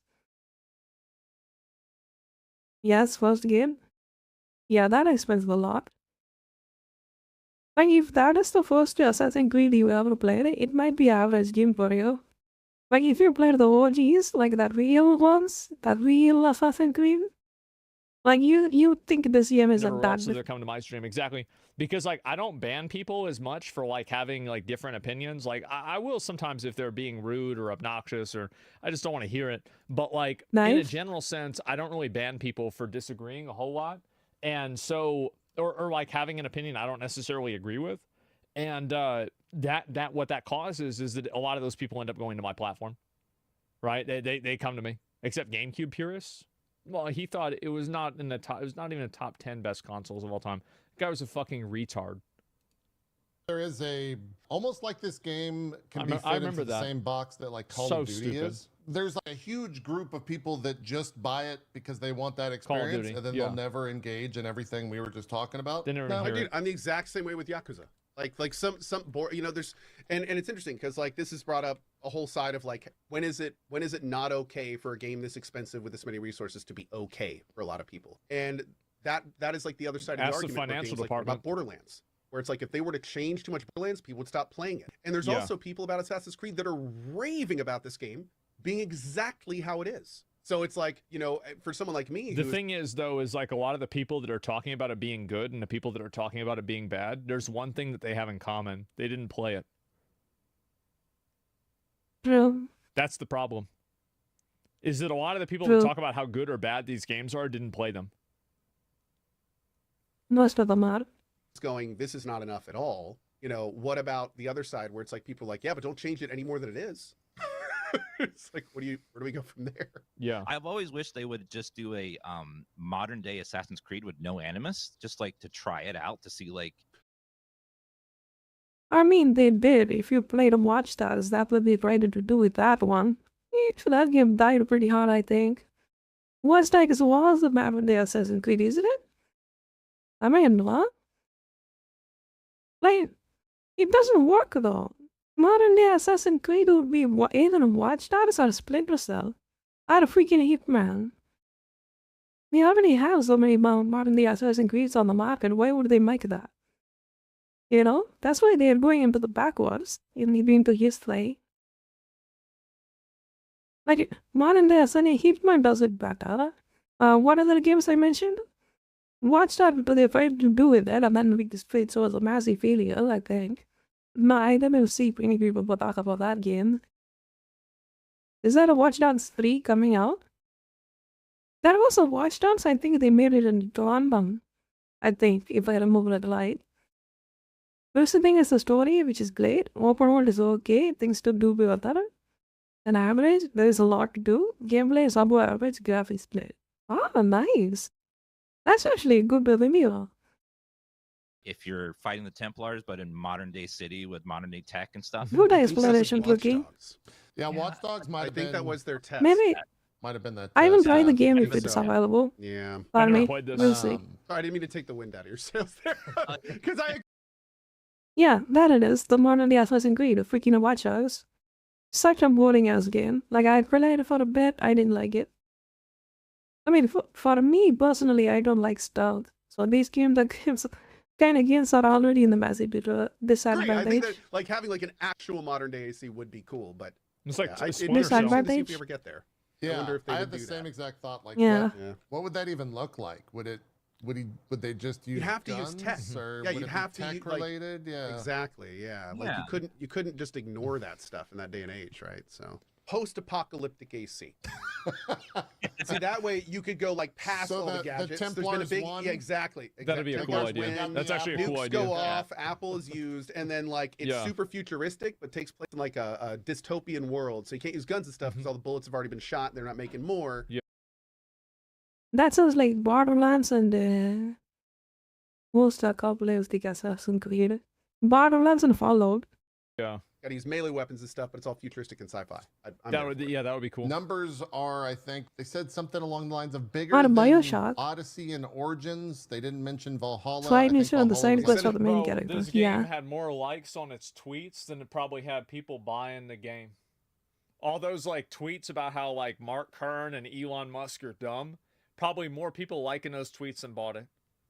Because like they say players, they're not talking about buyers. There's players. And so really, if you think that the problem is people that play a game don't play them, isn't it enough to watch the needed content to make your opinion? Watching content and making an opinion on the content, you want to know the truth? I bet a lot of these people didn't even really watch it. I bet they hardly even watched the game. They probably watched it for like 10 or 20 minutes. They went into it with an opinion. Like how many people here, let me ask you a question. How many people who you think watched the content went into it with one expectation and changed their mind? I know the answer to that. 0. So anybody who watches for like a very limited period of time and then they immediately fucking change their mind, no, it doesn't happen. None of them, right? And so like, I think people just already make up their mind with all these games. They do that constantly. It's on the way to be the biggest Assassin's Creed release. Okay, got it. Here's the important thing that we need to understand, though, that everyone needs to understand. Nobody who says any of that has any idea what a success looks like to Ubisoft. Right. Mm-hmm. So, like, it does. Well, I know what it looks like to Tencent. I don't think that was I don't think that was it. Yeah, I think they missed the mark a little bit. They stopped talking about numbers. Have you noticed? Yeah, I did notice. They stopped talking about numbers. I wonder why. It's probably because they got so high. There's so many people playing the game that they just can't count that high. I think that's probably what happened. How much Ubisoft says it's so big it means failed. Nothing. Yeah. What's on the Steam chart means absolutely nothing. What matters is what Ubisoft has told their investors and how much the delta is between the actual and that. Exactly. It's yeah. all that matters. He's right. And no one knows that. So not yet. anyone who's shouting like, "Oh, look at this, Ubisoft's gonna die," or "Oh, look at this, they're totally fine." None of them know what they're talking about. I mean, so, I will tell you, like, I mean, bro, like, I don't know when this came out, but like, if you have, you know, this parent company and they're transferring IP ownership to this other subsidiary company, and like, I mean, this does not look good, right? Yeah, you better type your emails for another job obligation, and you are getting fired. Like you are the. It's like you've been fucking sentenced to death. If the stock isn't going up, that means that the investors probably didn't get what was promised. Because like if they got what was promised and what was expected to be good, then the stock would have gone up. So that's it. So like we don't even know what 2 million players means. Yeah. They didn't say 2 million sales. So it's like we don't, like, everything is obfuscated right now. Yeah, we all just kind of got to sit tight. It's probably going to take at least a couple weeks or even a couple months until we hear anything from Ubi actually if this is okay or not okay. We'll see. Yeah, we'll see. They're never going to say, they're not going to come out and say, "Yeah, guys, we fucked up."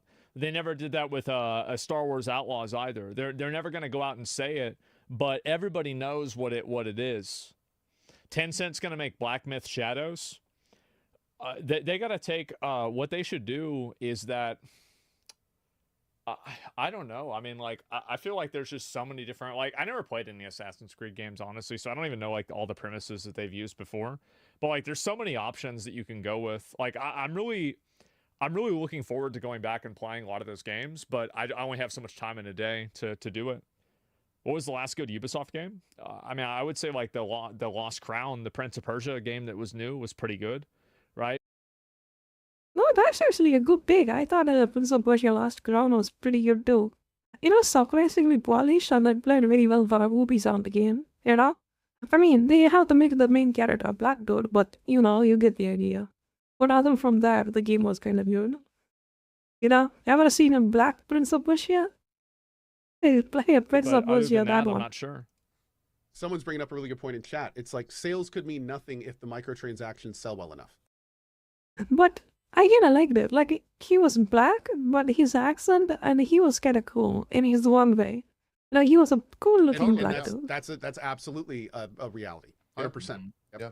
So, I mean, it's, you know, again, none of the... They didn't make him like a token character. They made him... They put some effort into that character, people say. The Ark DLC trailer is apparently entirely made through generative AI, I guess. This is getting weird. Okay. Have you heard the stuff from this? No, I'm reading the headline now, so please tell me. So, apparently, the devs are saying this is about something else. But yeah, this trailer was garbage. But anyway, I'll stop it there. I'll say this, right? Is like a lot of these games and like all of these like internet dramas with like you know, something like Assassin's Creed or whatever. There's always people that have an agenda, and they care primarily about pushing the agenda, and not about actually thinking about what the game is and having any sort of like thought about the game. They're just trying to say the thing that they already agree with. Every time. Yeah, every fucking time this happens with Veilguard. It happened with Black Myth Wukong. Like, people try to figure out ways that Veilguard is bad and try to figure out ways that Black Myth Wukong is bad. And it depends on what your opinion is. There is, by the way, there's the video. Give it a like. I totally agree with Ko on this. I really do. Like, this shit is so fucking exhausting. But yeah, it's disrespectful to the developers and artists. Maybe, right? It's an ideology battle. Yeah, it is. And some people be like, yeah, no, that's it. Ko's a good dude. Yeah, no, I like Ko Carnage a lot. I mean, I think that's like, you know, pretty well established. And who's to blame for all of it? I think people are, right? I mean, like, to me, I feel like I think everybody knows this, but I'll say it anyway. I am the most fair and balanced person that does video game commentary, right? Because like I'm the only the thing, and everybody. Like, he is fair and common person, but he doesn't have much knowledge about the previous installment of the games that he is playing, and barely has any comparison. He doesn't do comparison between games. Like, even from the same company. Like, I can do that. Like, I have no problem with that. Maybe he's doing that for the sponsor name. What do you call it? The embodiment or something, but I'm not sure. But, like, he doesn't describe it. Like, the description he gives are very lukewarm, I would say. We know this. But he didn't like Oolong, but I played Oolong. Maybe it's just a different taste, I would say. Oolong was a good game. That is the best game Team Ninja ever came up with. You know? But he didn't like it a lot. Because it was hard for him. That's literally there's it. Some people that don't. And the reason why is because, like, basically, I have a lot of people that watch the show. And so I don't need to worry about making a group of people mad, because that group of people is always going to be smaller than my audience.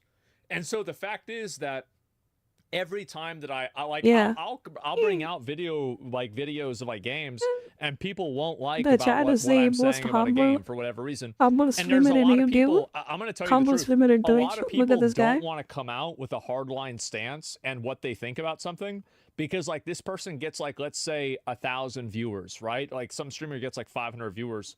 Like if they get a bunch of hate in their community, that, like, imagine like there's a bunch of negative people, like people come into my stream every day that have like, you know, some kind of shit to talk, right? And they do that, then what's going to happen? Well, they're going to be like overwhelmed with this kind of stuff. So that's why, for example, that's why I like this. I try to stick up for people that are like getting unfairly treated and that are getting like hate mobbed by the internet, is because I know that, like, for me, I can do that. And like, it doesn't matter, because like I can tank any, like, I don't give a fuck. Like, okay, wow, somebody is mad at me on the internet, who cares? But like, the problem is a lot of other people can't do that. And why is that, right? Some people don't want to deal with the stress. Other people don't want to deal with the pressure. One thing I get inspiration from this person. Other people just don't really care that much. And there's a lot of different reasons, right? Hate mobs suck. Yeah, they do. And so that's why in a lot of cases, you guys might notice this, is that whenever any of my friends like has any sort of drama, I'll usually say something that's worse than what they said. That way everybody gets mad at me instead, because I know that I can tank the pressure. I know I can take the heat. It's fine. But for them, they can't do it, like, or they don't want to do it for whatever reason. So yeah, that's it, main tank. Yeah. And so that's it. Why are you still talking about this game? If you think we're talking about this game, you're not even, you didn't pay attention. You didn't watch. And so, yeah, that's it. Whenever you try to defend someone or an idea, you always get hate. No, it does. And so, do you think you'd have more hair if you didn't take this on? No, not really. Not at all. And so that's what happens. Read first comment, so accurate. No, people that don't want to hear your opinion, they want to hear their opinion out of your mouth. Yeah, that's fucking accurate. Extremely fucking accurate. And so, yeah, that's what I think happens. Is so, like, they don't want a valid perspective. They want their perspective validated. Yeah. Your chat's full of those haters. Your channel's about reacting to drama. Your audience must have no life issues. They care about these things. I think, like, I mean, you have a lot of people in the community that have, like, different opinions about fucking everything. But, like, the point that I'm making, like, when Nick took the Harris sponsor and he posted a Taco Bell receipt from 2008. Yeah, exactly. That's exactly it. Like, I posted that receipt from 2008 about, like, what's Kamala Harris going to do to give me $2 chicken baskets again. Like, I posted that so people would hate on me instead of Nick. And I did the same thing with Saudi Arabia whenever Miz was getting a bunch of hate for wanting to go to Saudi Arabia. Whenever I just went on my stream, I said, yeah, I'd go to Saudi Arabia for fucking free. I got no problem with sports washing. I think it's great. I did that so everybody would get mad and hate me and not him. And, like, Emmy, too. And so, like, yeah, because I know it won't bother me. It won't affect me. Like, I don't give a fuck. None of my audience cares. Like, the only people that care about it are losers. And so, like, really, it's better for me. And I'm sure there's other examples for that too. And yeah, like even with Rich, like, nobody else came out and said anything about that. That was me. I came out. I made the statement. I said everything about it. Nobody else said a fucking thing. And so that way, all of the pressure and all of the focus was on me. And so I have no problem doing that. By the way, like, that's okay, because, like, I know I can do it. And so if I like, basically, if I don't do it, then it's not going to happen. And so, like, that's really, it's the same thing with, like, a Starforge, like, about the, you know, like, some of those, the prices at the beginning. Like, I was the one that came out and I talked about that. And I'll talk about all that stuff, right? And so, that's really it. Your friends don't have the Howard Stern hate watcher population. You do and thrive on it. Well, I don't have that many hate watchers. I mean, I do, but like a lot of them don't actually actively watch. They're just like, you know, on Twitter getting mad. So to me, like, that's how I see about it. Most people are not free enough to risk it all. Well, the difference is that I'm not free to risk it all either. I'm not risking it at anything. Like, everybody on the internet gets mad at me. It doesn't matter. The next day, everything's the same. Who cares? Like, I've had so many controversy. Like, my average week of controversy is what it's like for that's like the worst week of a person's life. Like an average content creator's life. Like, my average week is worse than that. And that's it. Yeah, it's just another Monday, right? That's it. God. And so hate watchers on Twitter taking shit out of context. Yeah, exactly. And 2 days since last controversy. And what do you risk? You don't have anything? Yeah, sure, no doubt. And blood pressure is not healthy. Less time. Yeah, I know. I needed to. I was actually glad. I actually exercised a little bit yesterday. I walked like maybe 2 miles or so. And I was glad because I hadn't exercised for a bit. And I'm probably going to do that again more today. I need to get back into that because I've just been lazy and I've just been a piece of shit, honestly. Like, that's the reason. Like, it's not like, oh, I've been busy. Yeah, I've been busy, but I've also been you really can't take 30 minutes. Of course you can take 30 minutes. But my point is that, like, I will always tank the hate for anything. And that to me is something I prefer doing because I know that, like, I've seen how it affects other people. And like I see it like behind that sounds like a masochism, bro. A lot of people are not meant to deal with like the amount of pressure and stress that like streaming and like the level of criticism that you get. They're just not able to deal with that. And so like that's why anytime there's any drama or anything like that, I usually try to take ownership of it so I can get away from it or get it away from other people. Well, I ain't bad at those. We'll see, I gotta play the game to figure out if the game is good or not. Then I can talk about it, I would say. But I think my description for why Asmongold shouldn't give up role for games like this, you know? It kinda made sense, right? At least the way I explained it. Yeah.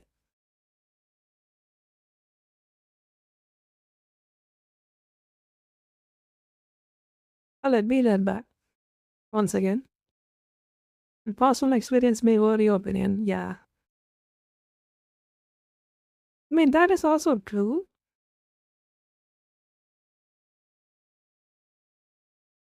But like I give the explanation of being a talented voice to a group of community users.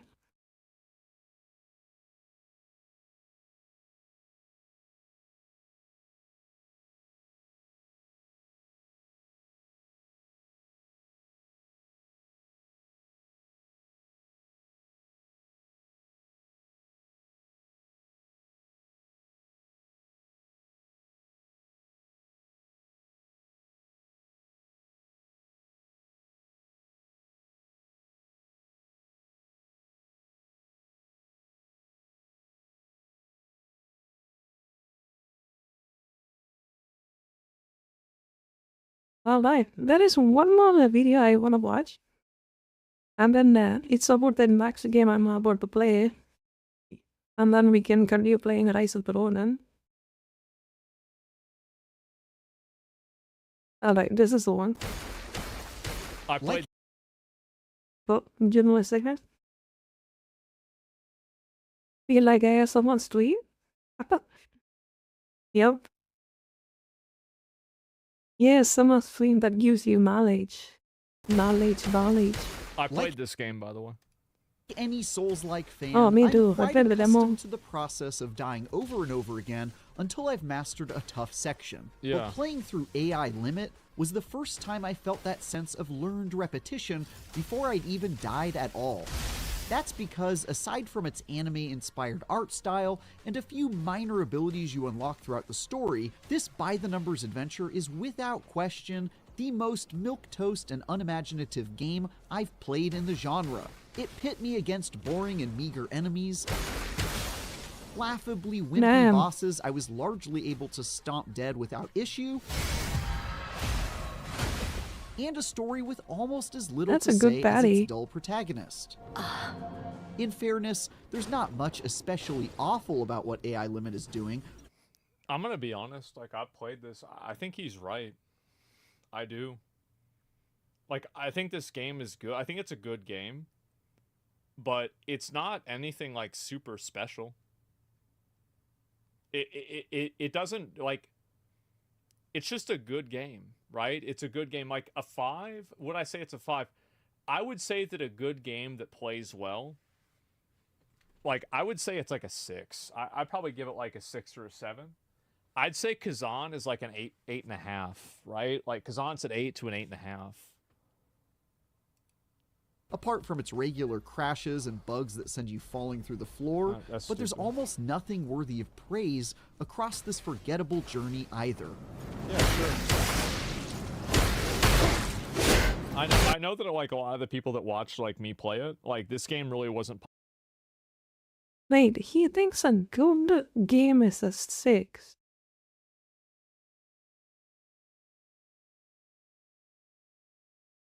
A good game is a 6. What game is this? Oh, it's called the AI Limit. If it has a demo, maybe if you can learn it, you can play it. Hard to choose, or otherwise a new white. Well, I think you're gonna stick with the new one. I think I put way more effort to making this, and then we are gonna stick with this. Yeah. What will the average give from his view? Probably a 5 or a 4. For me, like my score, for a 5, it's a maybe corporal slap. Like Assassin's Creed. And Horizon. I think it's just he has a really... It's easy to please this man, I would say. Popular from my audience. Like, my viewers didn't really like this game very much.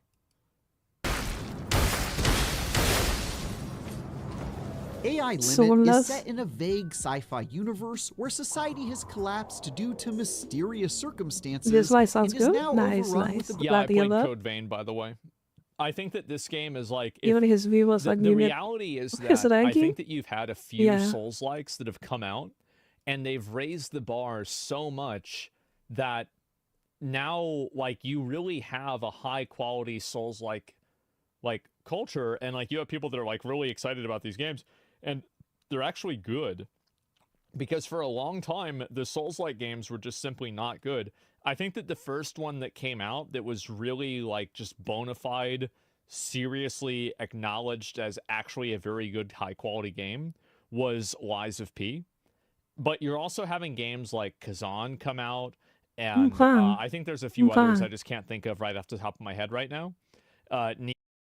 Oh, fuck me, fuck that well, Sekiro is this, I mean, that's a Souls game, right? Lords of the Fallen, like, wasn't really well received. And so, maybe Neo 1 was the first one. Yeah, for me, it was Lies of P. And so, like, I feel like now, like, the bar for Souls-like games has been raised. No, it's demo not like it was yet. in, like, 2018. Yeah, in the mid? Really? Bizarre black mud that is both toxic to all life and a delicious meal you eat to regain health. For sure. I eat a little when I'm starving, and it hasn't caused big problems so far. As an android called a Blader, you were created for the sole purpose of restoring the world back to balance, which you do by killing almost everything you see. You'll unquestioningly run around the ruins of a civilization that apparently used a book of genre tropes as a blueprint, complete with a sewer that serves as the tutorial, that was a demo, maybe they removed it. Level that's mandatorily included per the Miyazaki Accords of 2011. That's right. A legally binding statute that's so real you don't need to bother. That's not even a problem. Look at how slow the bar The robotic nature of your blader also provides a convenient excuse for them to never exhibit even mild character traits as they speak in a monotone voice. Very positive on Steam. Yeah, I think the game's good. I mean, like, if you like Souls-like games, I would recommend this game. It's a good game. Throughout the 30-hour adventure, strange crystallized substances. Having a hazy setting and a forgettable protagonist it was isn't fine for exactly me. unique to this type of game, but if the non-fantasy setting had you hoping this might be one of the ways in which AI Limit breaks the mold, nah. I told Akari, like, I thought Akari was going to play this. The actual action is largely an impression of better Souls-likes. You'll split your time between exploring dark and dangerous places, fending off these smaller enemies as you work your way to the next bonfire-like checkpoint, and confronting big menacing bosses with long health bars and deadly attacks. Like, I think this visual... Oh, I know I'm gonna hate this one. He's playing. Like, I mean, the game looks good, as I said. But that familiar structure underwhelms almost immediately here, thanks to a lack of enemy variety, samey and empty levels, and combat that's overly simplistic and unchallenging. I don't see how, like, this is one thing that I would criticize IGN with. I think it just released in a bad time along with Kazan. You know, they just kind of shot themselves in the foot with this one. You know, if it comes before or after Kazan, preferably before, I think it would stand a chance. How is it that that's true with this game, but not Assassin's Creed Shadows? Because, like, I feel like this game has more dynamic combat than Assassin's Creed Shadows, which is, like, really, like, pretty low. But I don't know. They gave Shadows a 9. Yeah, it just doesn't make sense to me. You'll swing melee weapons several times larger than your body, loose spells that shoot fire, lightning, and more at your opponents, and of course, dodge roll and parry to keep yourself alive. But while there's not much unique to be found in AI Limit's combat, the few new things it tries are mostly good ideas that make me wish it took more risks. The biggest of these mechanics is the sync rate bar, which fills up as you do damage and is drained when you use spells or get hurt. The higher your sync rate, the more damage you'll do. But if you take too many hits or use too many spells, you'll find yourself in a weakened state, unable to use many of your abilities until you land some blows. That rewards cautious play and allows you to cut through boss fights more quickly if you manage to avoid damage while you press the attack. It's also nice to I think it was a good system too.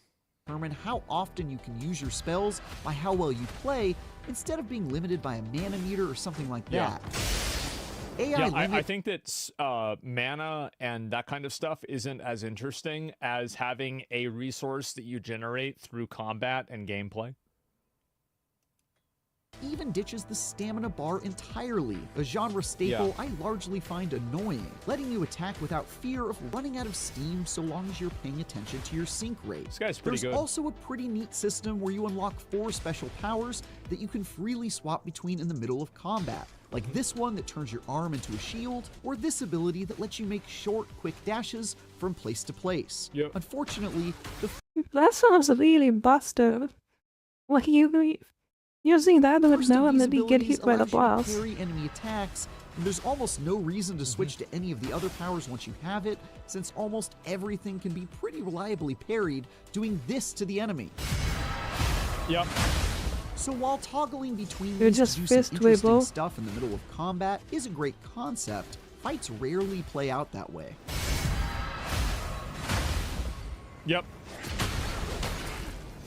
You'll mostly encounter I might like this. The parry looks pretty satisfying. That look like scrapped monster ideas from Stranger Things, and these generic robots with identical attack patterns, all of which are easily avoided or parried. I don't think that's fair to say. This is the tutorial boss. Yeah, it's literally like Asylum Demon or something. With little trouble. Plus, they almost always come at you one at a time. Boss fights are largely straightforward too, with extremely telegraphed moves that can, once again, be easily parried, stopping those big bads in their tracks as they forget what they were doing for several seconds while you slash. I think that, like, giving monsters and giving bosses well telegraphed attacks is not a bad thing. Like, I don't agree with this logic, is that, like, and this is a big issue that I think Souls-like runs into, is that a lot of games create difficulty in Souls-like games, or like Souls-likes create difficulty in ways that is like very, very high friction. Like, for example, like in Kazan, the bosses have just like an insane amount of health, and they also have a lot of delay attacks. I think that delay attacks are cheap. I think delay attacks are piece easy to parry though. Like, you just sit there AFK and then wait for that attack to come to you.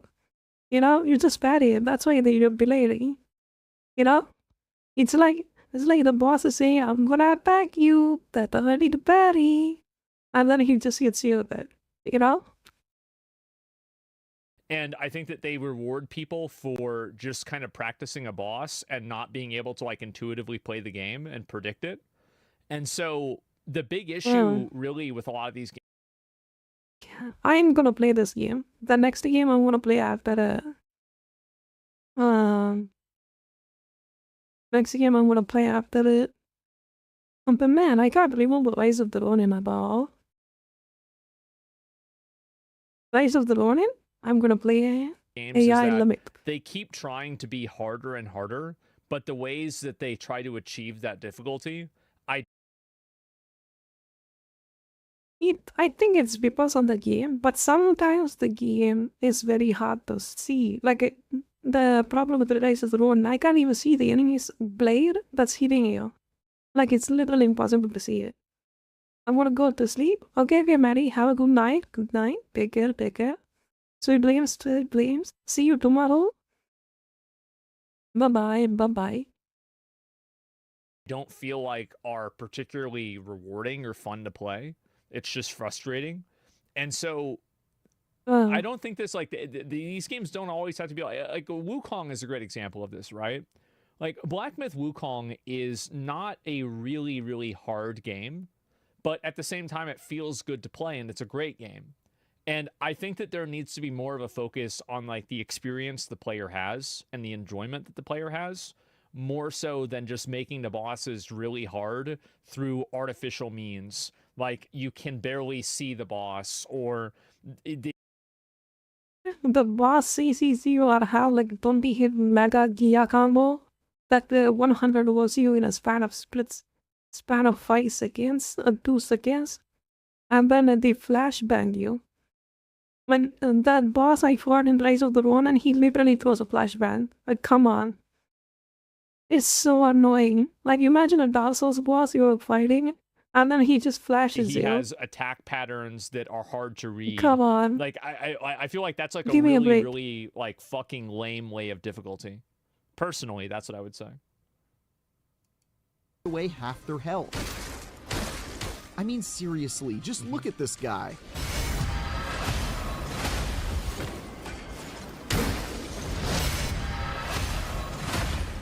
Bosses also only very rarely have interesting designs, like this guy, who's just a flying version of the same Stranger Thing monsters you've already been fighting. Many more are disappointingly recycled, either by almost immediately being reintroduced as common foot soldiers, or when they're just straight up reused in another boss fight later on.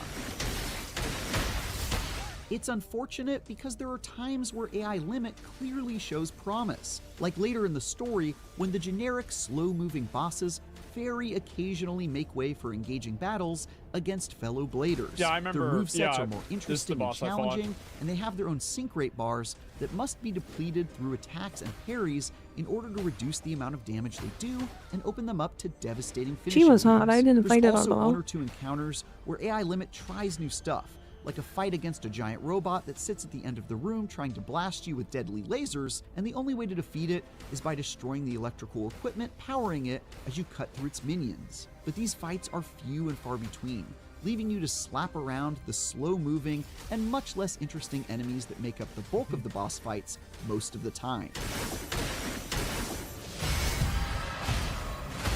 Another thing that holds AI Limit back pretty significantly is how buggy it is. I had at least a dozen crashes, got stuck in the environment in ways that caused me to twitch bizarrely, fell right through the floor during boss fights, and once even continuously respawned over and over again at a save point that threw me through the map until I went to the PlayStation dashboard and closed the app.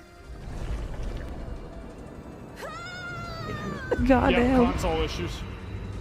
Some of these crashes happened when I was quite deep into exploring an area and far away from a checkpoint, forcing me to start Is that over an again invisible through no fault enemy? of my own God. and lose materials in the process. That's in annoying. fact, nearly all of my Yeah, I think probably this guy's technical difficulties did really shade his review, and I think that makes sense. Like, if you're playing a game and it's, like, full of tech problems, like, you're probably going to have a negative impression of the game. most frustrating deaths came from straight-up glitches, rather than fighting bad guys. I mean, I could see there was him getting even this frustrated. one time where all the enemies became invisible, Like, and I had to I would say, like, I mean, if you liked Code Vein, you should play this game, for sure. run through the entire area spotting enemies by their floating weapons. That's not exactly the kind of difficulty I was hoping for, but honestly, even that wasn't challenging. If this happened in Dark Souls, people will actually defend it. That is a funny bug. Oh, it just makes the game harder to get good, you know? AI Limit is a Souls-like without any soul, providing 30 mediocre hours of dodge rolling and sword swinging that's good for You guys remember this, right? Like the Dark Souls 2, that fucking film night? Like, God, he has the most broken-ass bugs ever in a video game. filling time. I sliced Like, it my way was through stupid. repetitive goons in unremarkable locations, killed some pushover Like, it was bosses who were insanely dead before I stupid. thought to learn their names, and spent more time recovering from game crashes than learning anything noteworthy about the bland sci-fi setting or the characters within it. The stylish art style, smart sync rate system, and swappable abilities are interesting tweaks to the blueprint, but are ultimately too minor to leave much of an impression. If you're really hurting for more opportunities to scratch that Souls-like itch, you could probably do worse than AI Limit, but you could also easily do a whole lot better. For more, check out our reviews of Assassin's Creed Shadows and Xenoblade Chronicles X Definitive Edition. And for everything else, stick with IGN. Yeah, I think that a lot of this feedback is pretty fair, but I think also, like,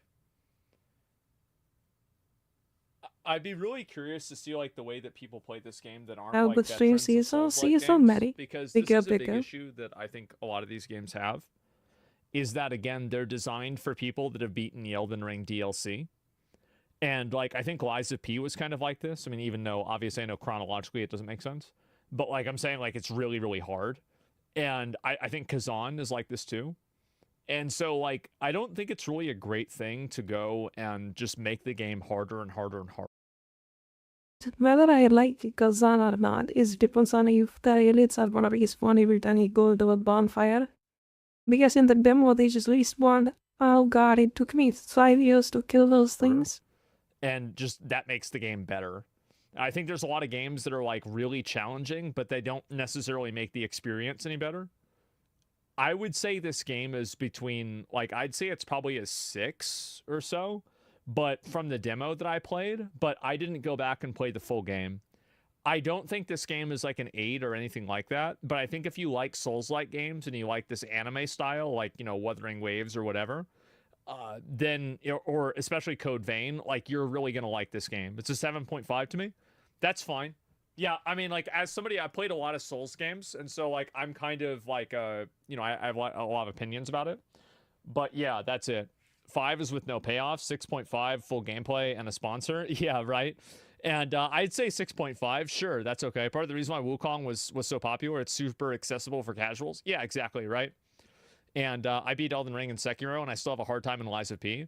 Yeah, but the reason why is, like, it's because of the attack patterns and the way that they... I think the game's so jank that makes it worse, I would say. Like the stupid, the green monster you have to fight, like, God, that thing was fucking annoying. And I think that that's, like, a really, like, a poor way of creating difficulty, right? And you can stagger a lot of bosses in this game, like in DS3, for example. Yeah, I know. And that's another thing, is that I feel like, is this game really that much harder than, like, is it easier than Dark Souls 1 or 3? Like, I would say, like, I mean, outside of DLC, it's probably not. It's probably harder than those games. Because, like, I don't think people realize how easy those games were. Like, a lot of the bosses, like, if you look at the damage that they take, like, you do the exact same thing to Pontiff. You can do the same thing to Gundyr. You can do this with so many other bosses. So it's not like it's really any different. As long as you know how to make a build, yeah, exactly, right? Let me read a few comments. 5 out of 10 from IGN. Finally, a game worth playing. After seeing Veilguard make a 9, well, what I find to be like really weird about this is that it's almost like there's a double standard with combat, where like combat in games like Assassin's Creed Shadows or Veilguard is like seen as an afterthought and not like a core foundation, but combat in this game is considered the main defining factor. And I don't really understand. Like, I think this game has better combat than Assassin's Creed Shadows. I do, because I think Assassin's Creed Shadows is like really not a great combat game. It's just not. And it does by far. Yeah, that's just my opinion. And like, why is combat in this? I mean, it's just a genre exploitation. Like, is he even realize what is he talking about? He's looking at the Souls like a game. Oh my god, I'm just losing my mind. Like, he is looking at a Dark Souls-like game? Why do you people play that? For its combat, duh. Like, what are you doing? Come on. Come on, turn on your brain. Not really... Because, like, I mean, you're an assassin, right? I mean, is more story. Yeah, well, there's more elements of it. That's why he's talking more about the combat, because it is a combat-oriented game. Definitely. You gonna play it on stream? No, no AI shit. limit? I don't know. I might. I haven't really decided yet, honestly. I don't know. Lost credibility the moment he says to find stamina bar annoying in Souls games. I agree with that. I think the stamina bar is annoying a lot in Souls games. I do. I think that's true. Like, I mean, like, Sekiro didn't really have a stamina bar. Like, it did and it didn't, right? At least I don't remember it having a stamina bar. It has like a parry and like a stagger bar, but that's it. Yeah, it doesn't? Yeah, I don't think so either. It needs to compensate. Sekiro is perfect. Yeah, I don't think you need a stamina bar. Played the demo, it was actually pretty good. Could use some improvements. Still good overall. Yeah. I'll probably play it and beat this game eventually, though. You rage quit Sekiro? I beat the game. And I also beat all the other like optional bosses, like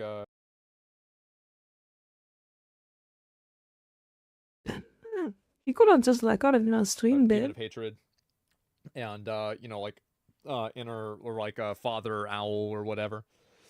And yeah, you gave Sekiro a 9. I'm gonna disregard his accomplishment just with one thing.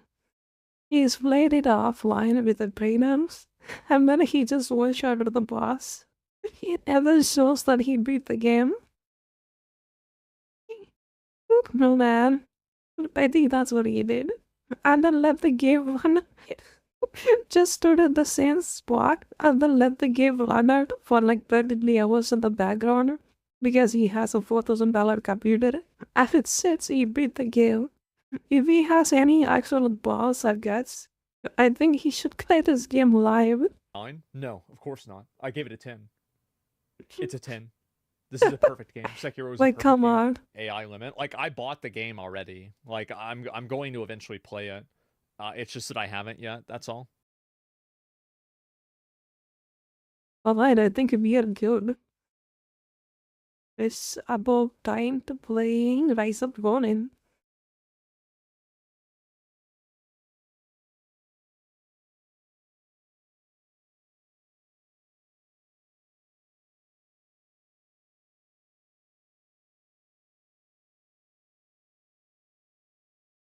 Is there anything I can watch? I think it's enough for today. They've been reacting for 2 hours. I think I can legally read something with that video as well. Okay, let's see.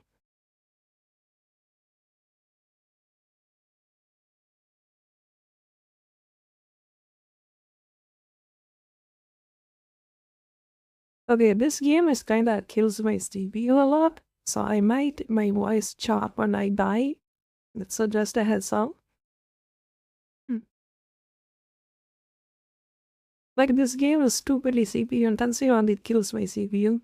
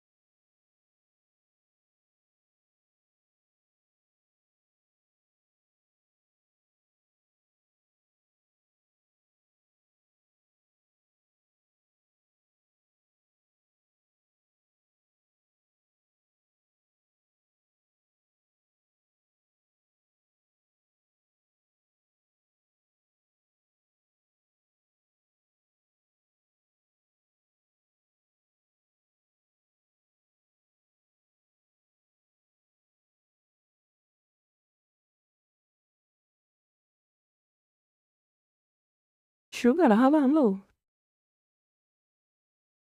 How you doing? How's the day?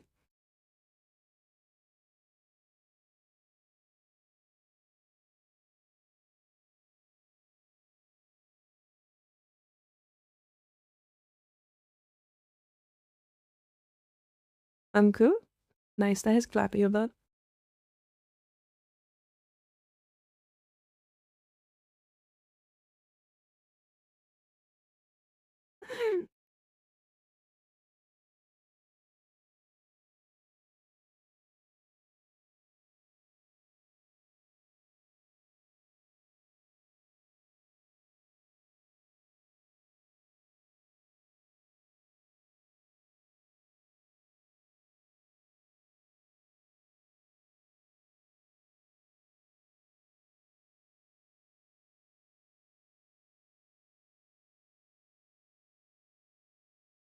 Oh, I only speak in English. Can you? I don't know Hindi.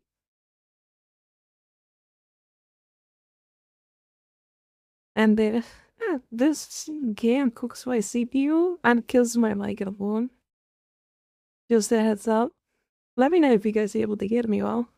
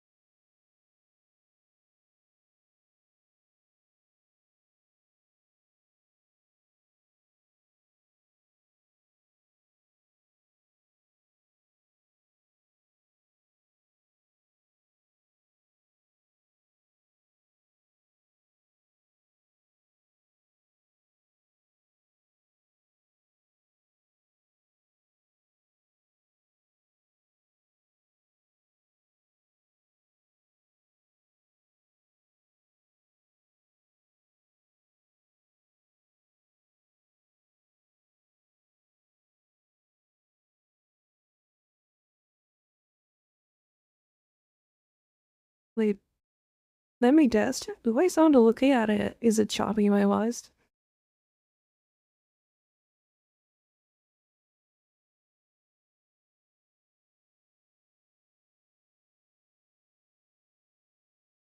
Okay, I think I sound okay.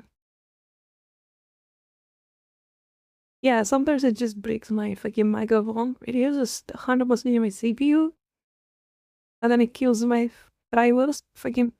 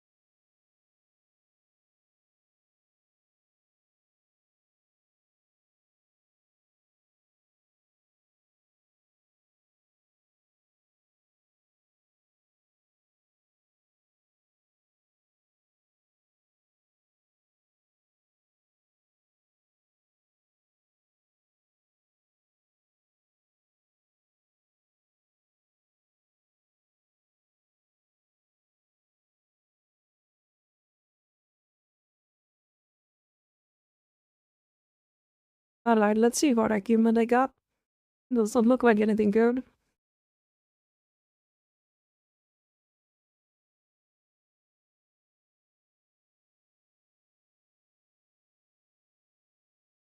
Alright, let's go.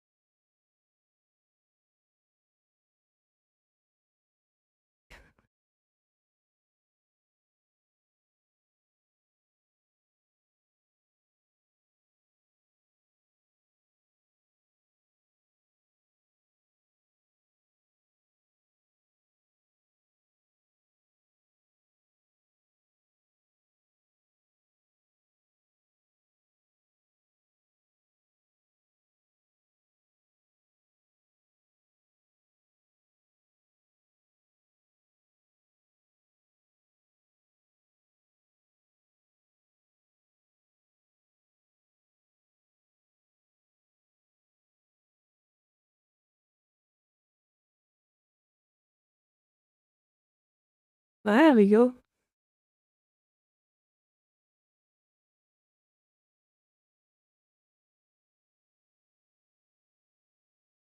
He was actually hard.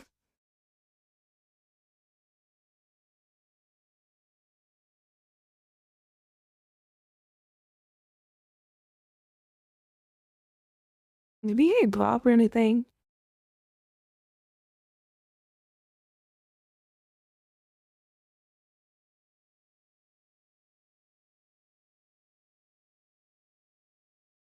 Oh, he kinda did.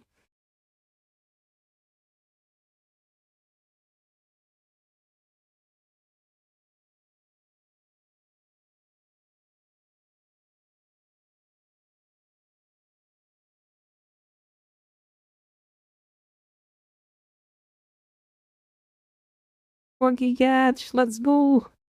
Catch 'em all.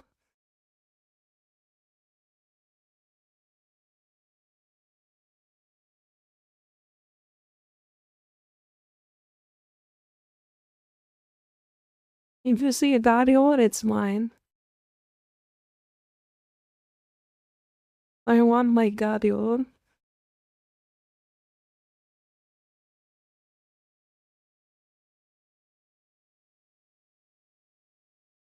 Guardian is not allowed to anybody.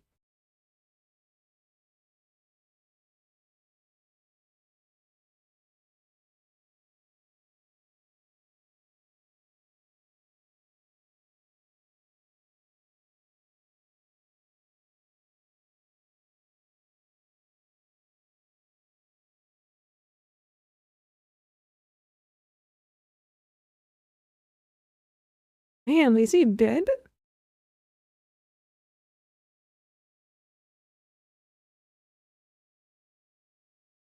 Oh, hello.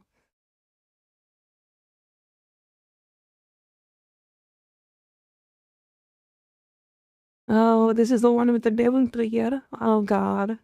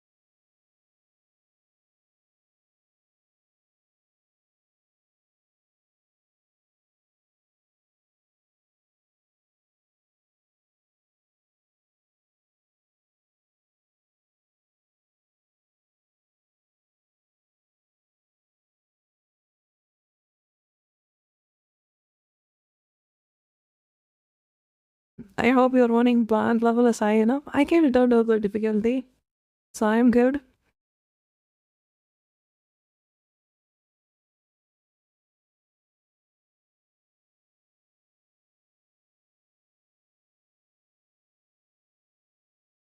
Like, she was way harder. Last time I blooded.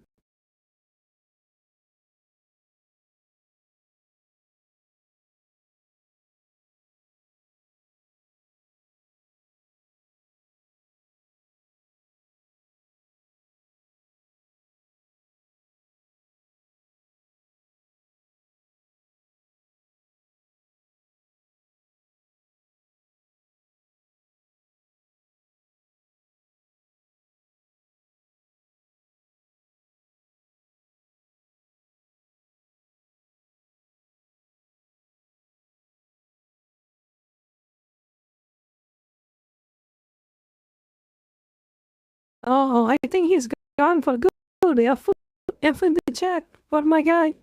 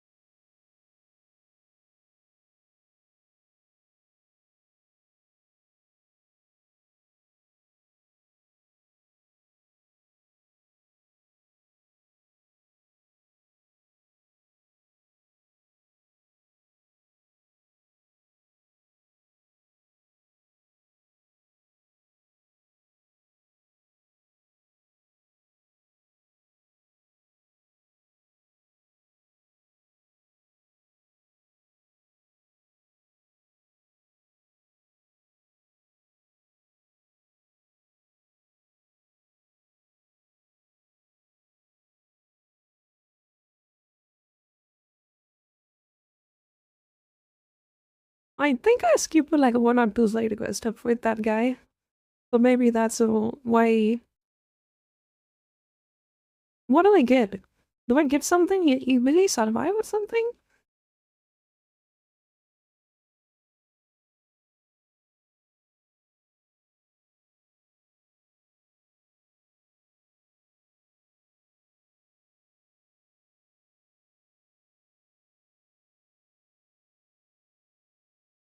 So what did I miss?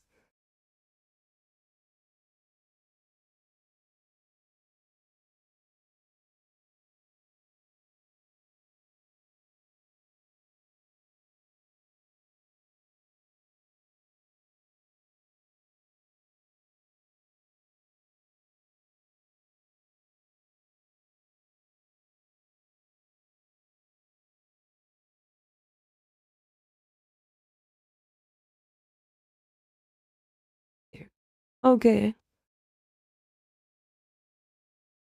Oh, you can save it on there. I've got about Resident 7, I think. Oh, you can save him?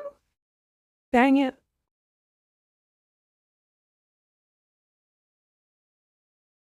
That's kind of unfortunate.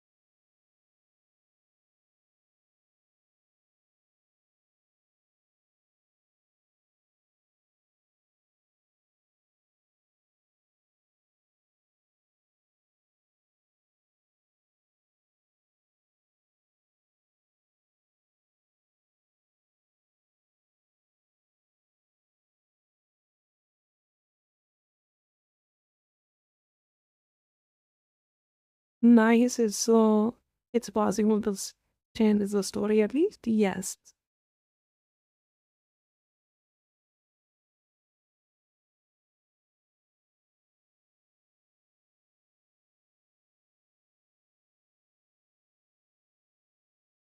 So, my bad if I sound weird. This game... Give me a second, let me show it to you guys. You will see what I mean. And this is going into my review section as well. Where was it?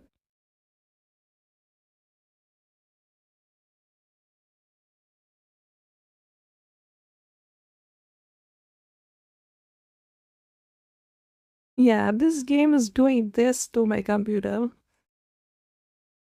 So that's why I'm freaking out sometimes. You guys see it?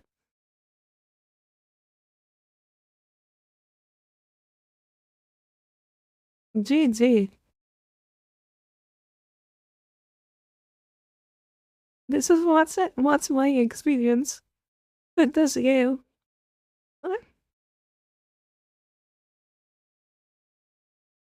Yeah, the bill made it. It kinda hard to see that's army that he dies historically. I see. Cool, cool.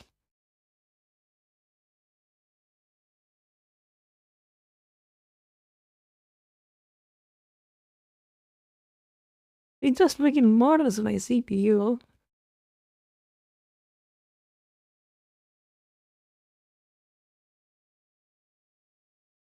You guys saw my task manager, right?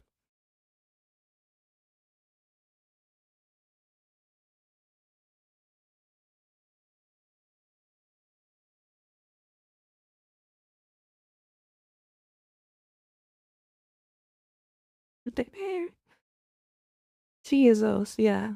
It was brutal to run this.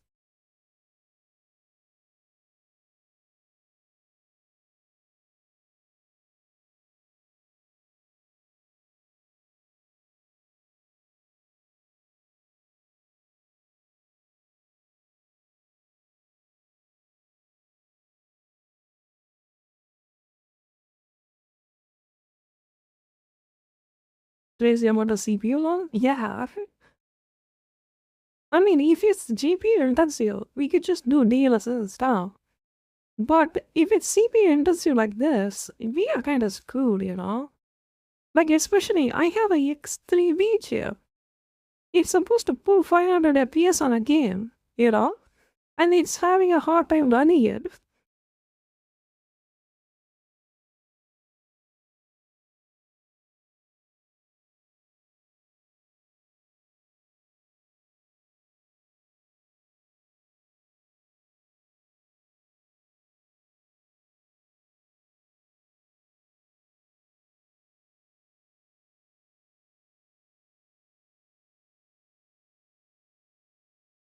Oh, Tofu, let me know if I miss some important side quest or something.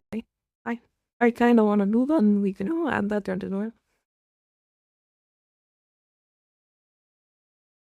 Is there anything important I have to do?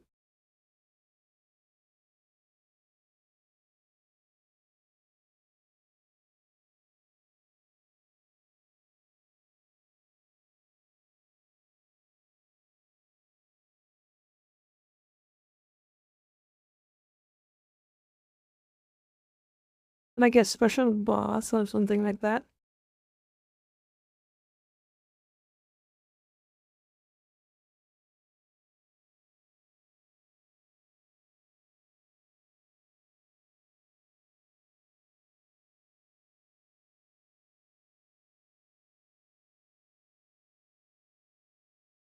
Three-seated bosses? The hell?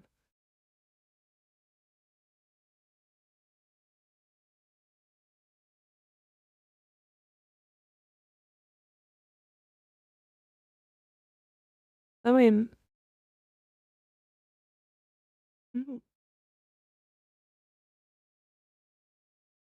Please with white robes.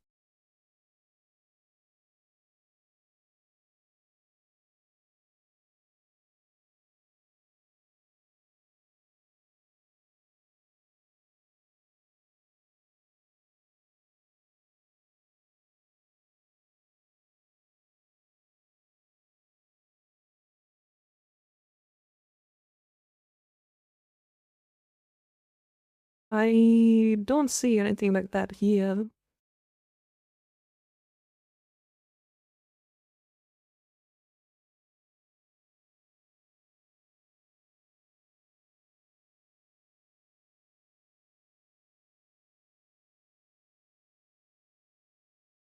That is one in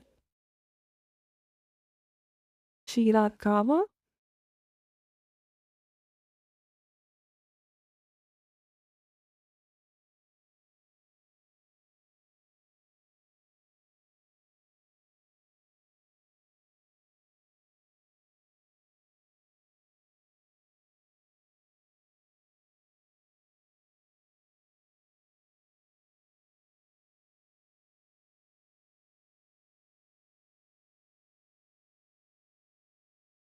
Nah, I'm not sure where it is.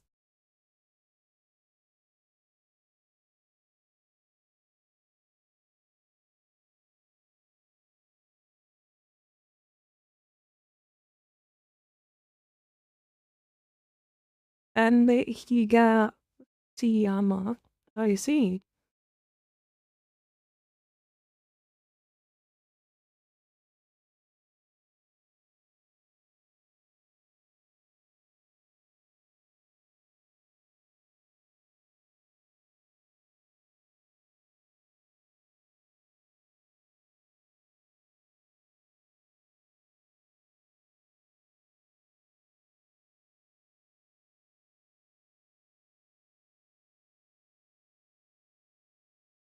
Doesn't show up on the map how to find them?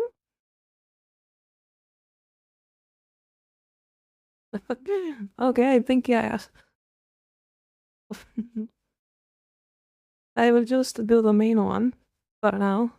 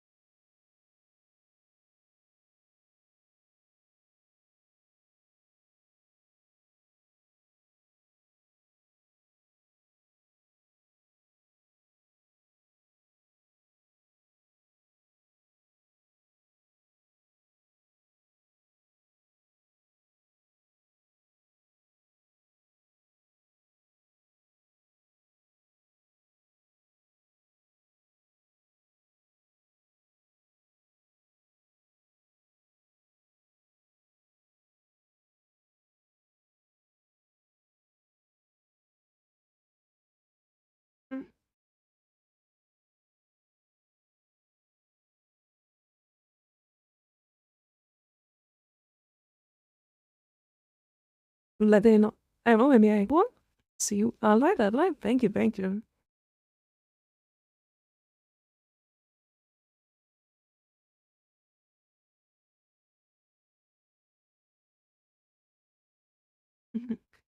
It's kind of getting late, and I've been talking for like about 2 hours, so we are just gonna have a chill stream, and we are gonna have some party ASMR.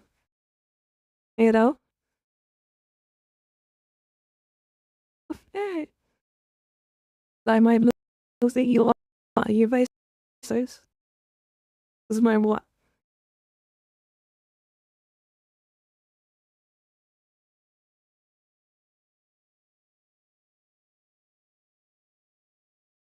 Well,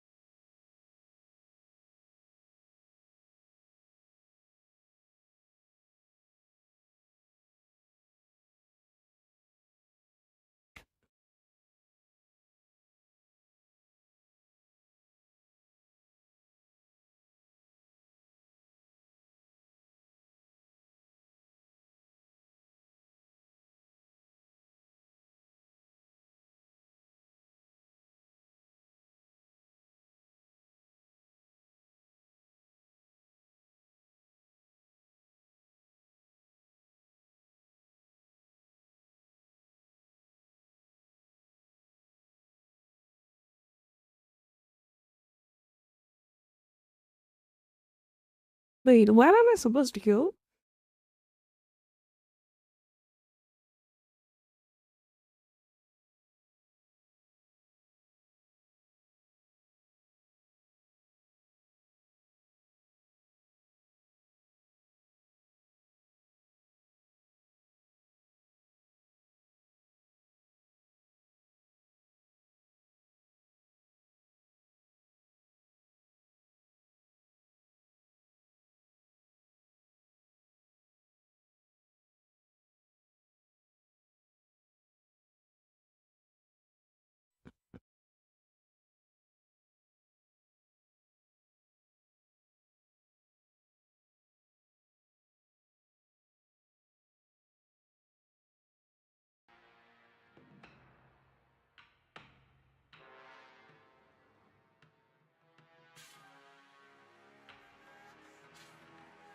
Alright, one of them now. I think you should be able to hear the game song.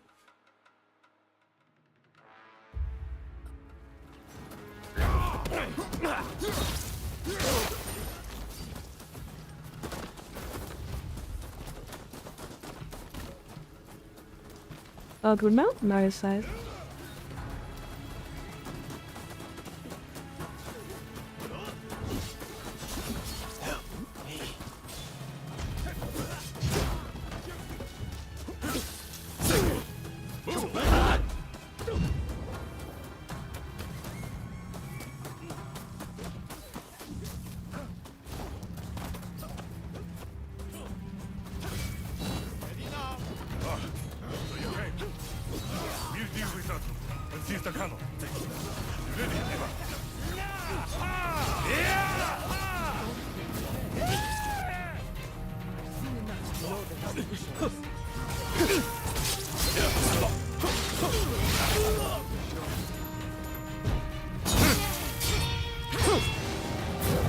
Satsuma can lead this country to greatness!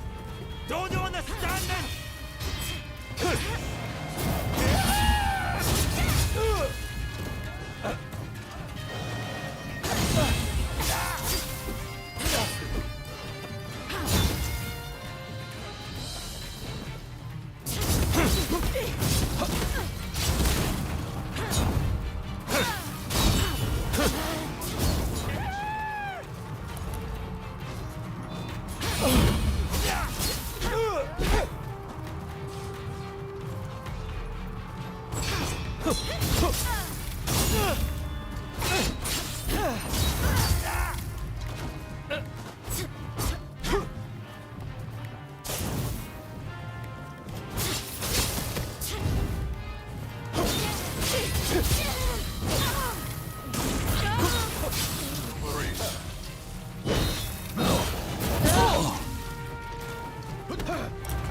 Holy fuck! I didn't see you.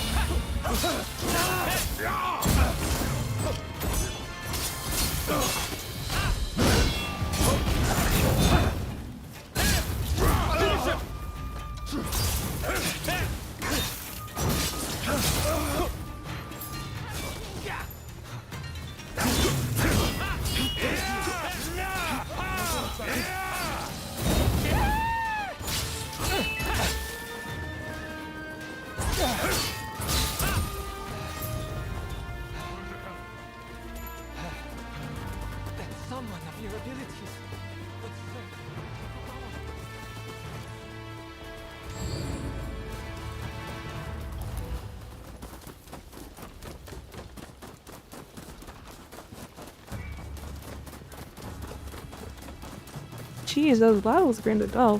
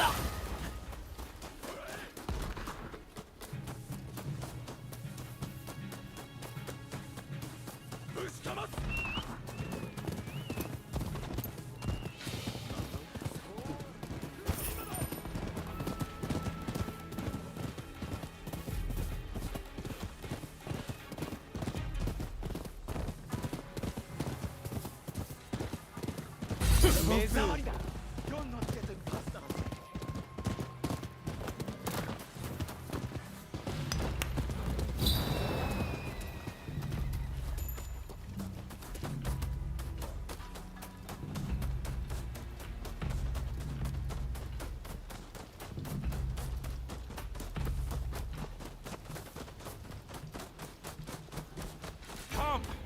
Bear witness to the unyielding Choshu spirit.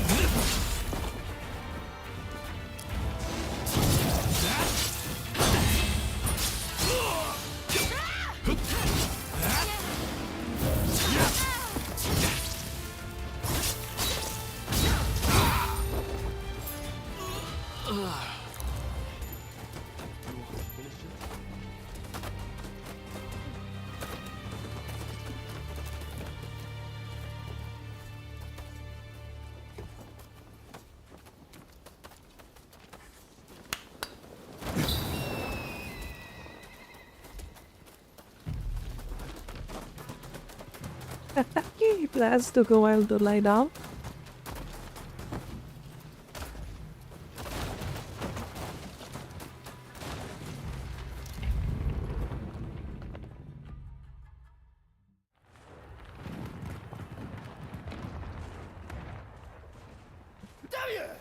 Who are you?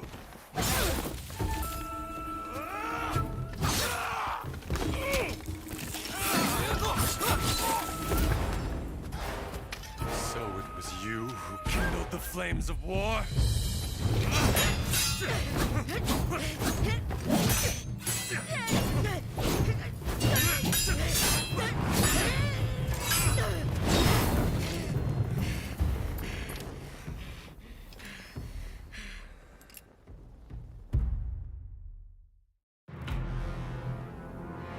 Well, you certainly wasted no time. Come waltzing in here. It's all your I can quickly become prey. You're prepared for the worst.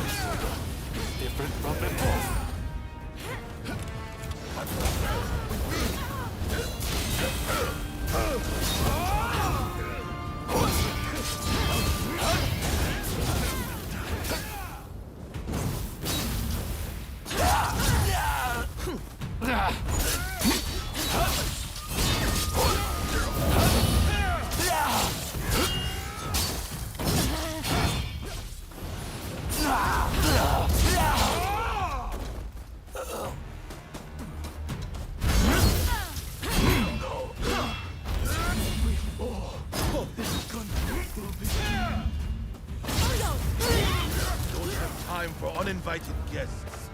Come, let's finish it quickly.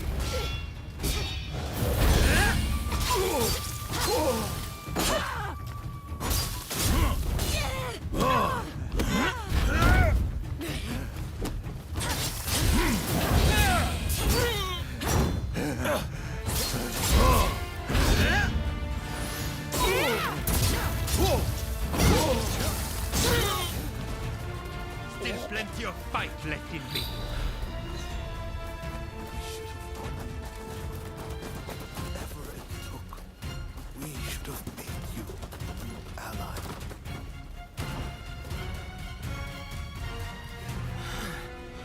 Fast way, let's go. This is the end. Hell yeah. Could this be the gods at work? Godzra, let's head to the front.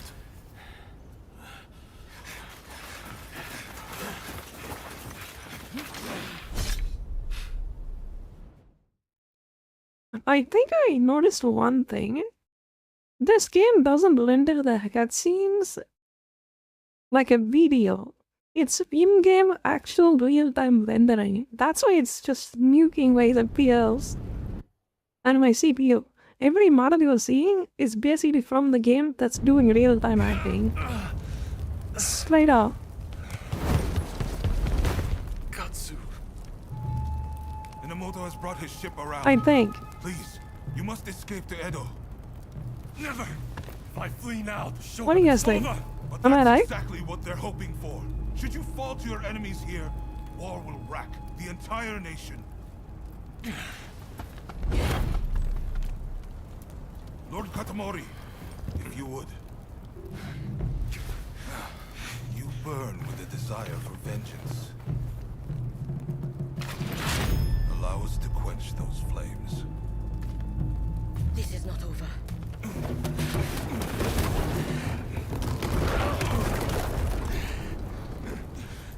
The enemy's commander has fled. Now is the time. You can see your castle, you custom characters. Yeah. Troops are on the verge of retreat. Let's give this everything we have. Fire!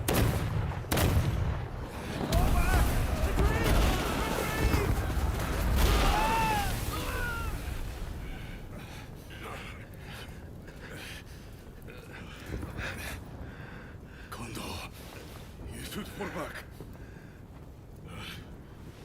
Look after Brune. I will stand with you.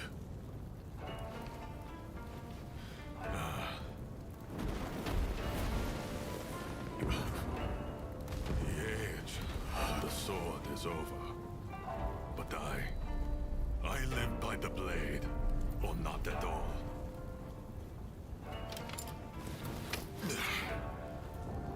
It is the end for us old samurai.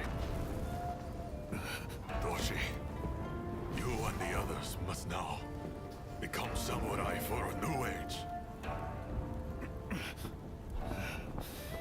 Now, go! Sabrune.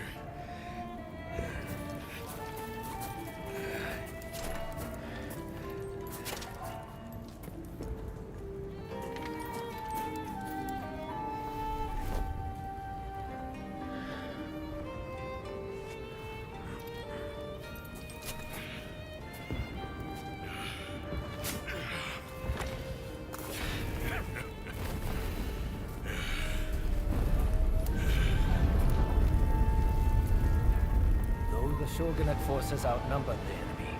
With the retreat of the Shogun, defeat was at hand. Riding high from its victory, the revolutionist army began its march on Edo. In disarray after their defeat at Tobafushimi, the remnants of the Shogunate army flee to Edo in their commander's wake. Emboldened by their victory, the revolutionist army heads to Edo, intent on delivering the final blow to its enemies.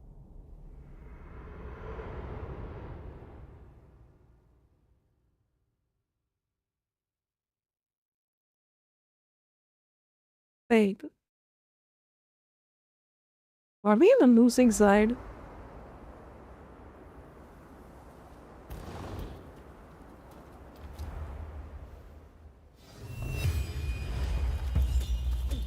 Okay, I think we are.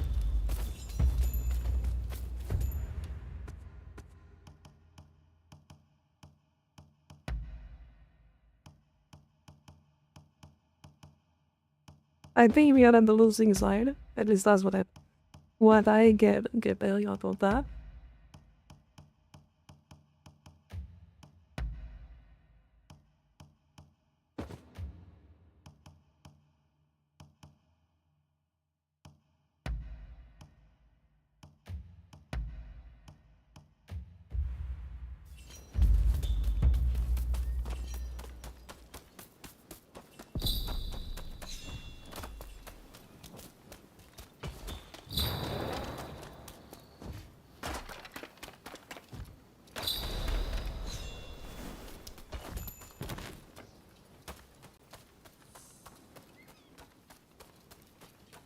I think the Shogunate army is losing. Is he gonna die?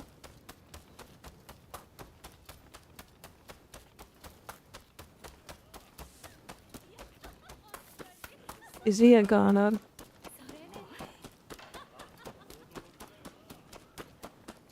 Like the Shogunate in my playthrough too? You didn't integrate it? Okay. Then we are good, I think.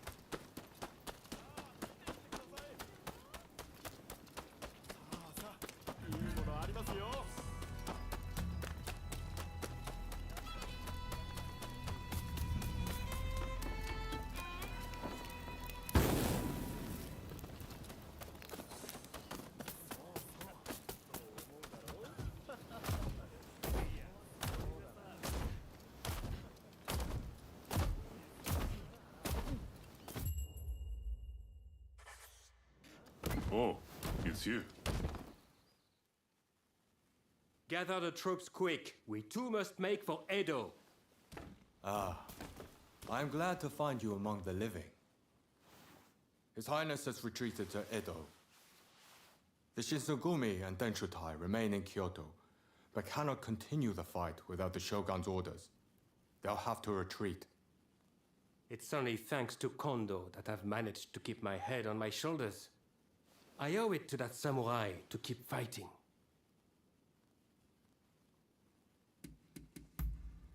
My goodness, never did I think the day would come when I would exchange such words to you. There is something I must tell you. The one who attacked the Shogun was none other than the Demon Claw samurai.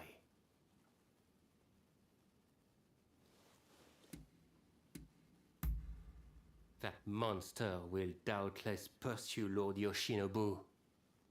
Are you ready to leave for Edo now?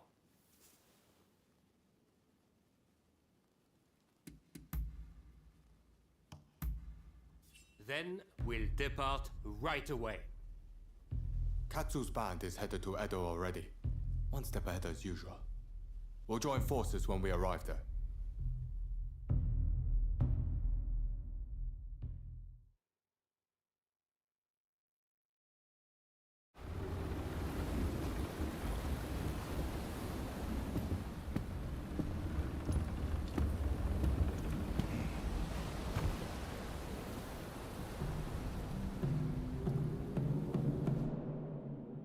The Shogun's life is not in danger, but still, he must rest up for now. I just can't understand it. Why didn't we stand and fight? With my fleet, it was a battle we could have won. We were following the Shogun's orders. I'm not pretty much really hard here. What about you guys? And frankly, Enomoto, I was climbing all that. I believe he means to lay down his very life for the million citizens of Edo. And you will allow this? You are a samurai! Is it not your duty to protect your lord and master? It is indeed. And that's why I have a very important job for you. Enomoto must take His Excellency and his men to safety overseas. The people of Edo, too, should use what ships they have to escape. Escape, you say? You can't be serious. After that, we will set Edo ablaze. I have already told Chief Tatsugoro of the firefighters our plan. We will destroy anything useful to our enemies. When they are weakened, we'll have a chance to negotiate. You really mean to sacrifice Edo? If Edo were to become a battlefield, it would be utter carnage. Countless citizens would perish. No, this is the only way.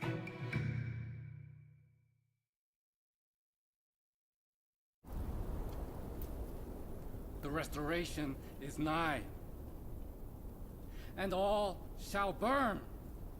The Sekihotai will see it done.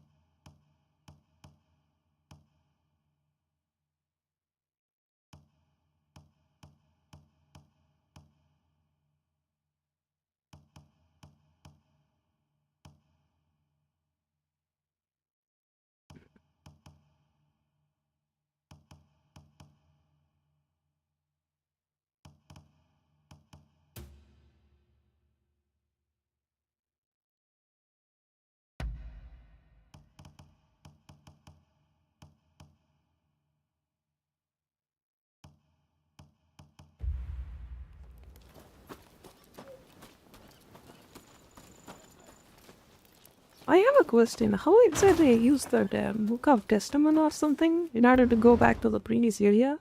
Not working too hard, I hope. Why are you inside the house?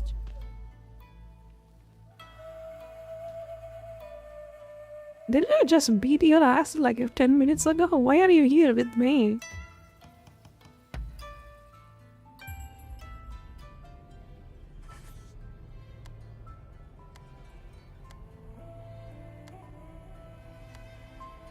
So how exactly this works? So I wanted to go back to Yokohama so I can do the side quest to unlock the skills I want.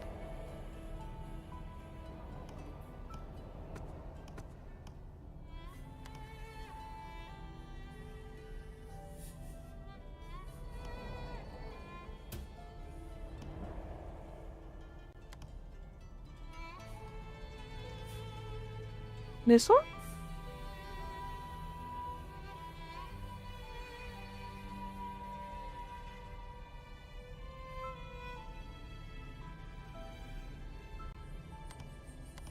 The workhouse?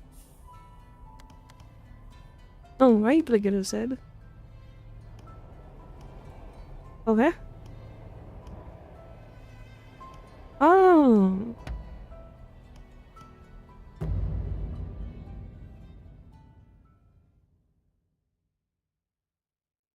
Thank you, thank you.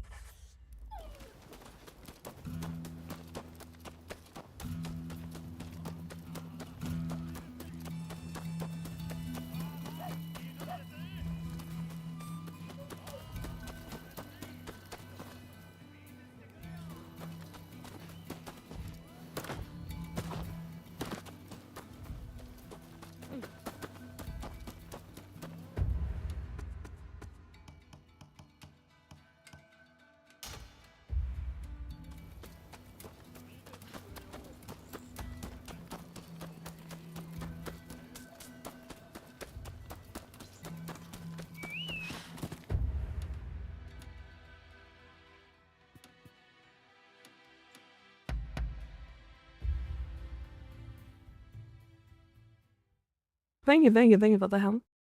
Thank you, thank you. Thank you, thank you, thank you. Oh. Thank you. Over here. There's something I want to discuss. Remember when I told you I wish to study in America? Well, I've looked into it, but have heard little back.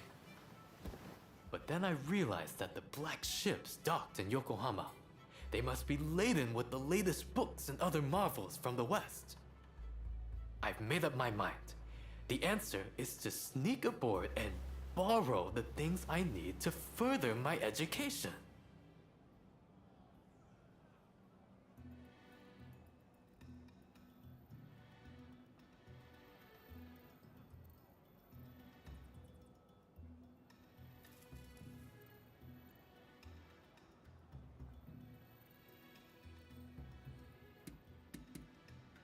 Such a nerd.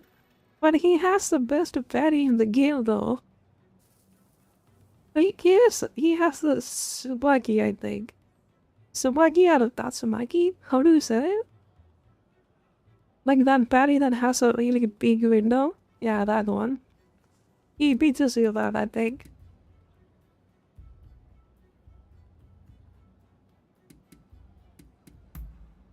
I've given that a That's lot me, of yeah. thought. That's the one. I That's thought me. I'd ask the assistance of someone who once did the same.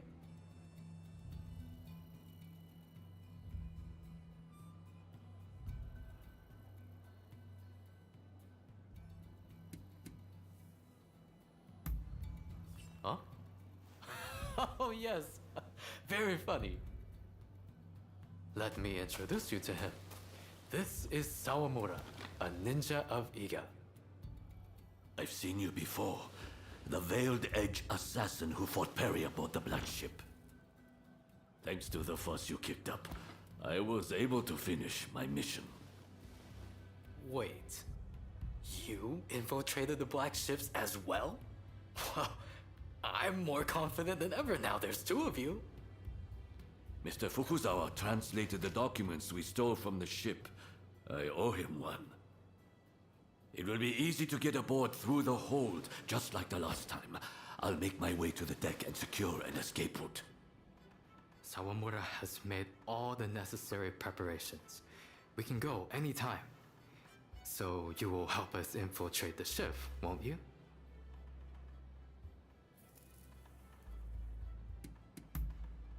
I do have to make one important request. Remember, we're doing this for the sake of educating ourselves. I beg you, refrain from killing as best you can. Sawamura, over to you. I can see why he gives you the beach fatty. I can totally see that. Seems they're none the wiser. Let's keep moving.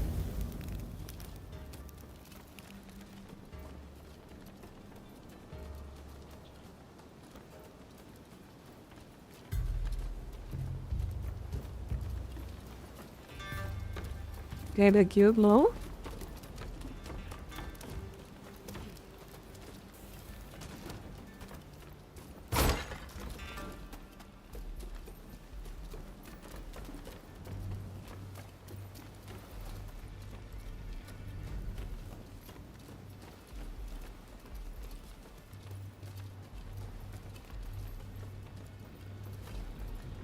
Bring it on!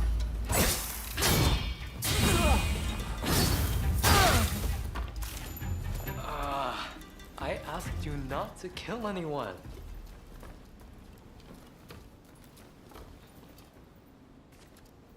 Wait. Is he gonna be angry because of that? Can I restart it? How do we restart the mission?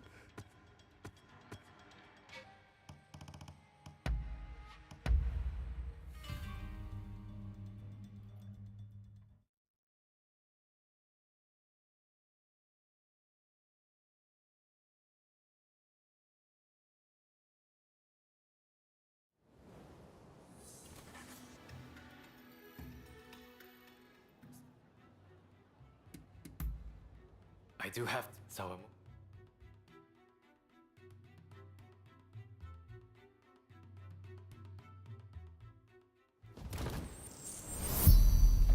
Seems they're none the one.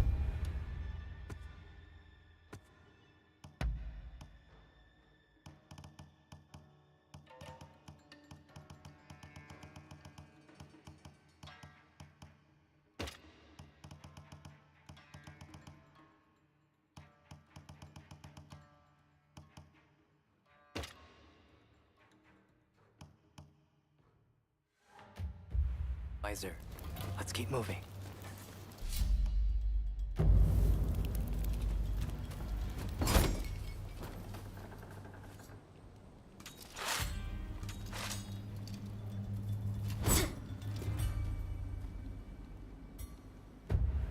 Wait, I just switched my wooden katana. Why am I using uchi katana? Why it didn't switch?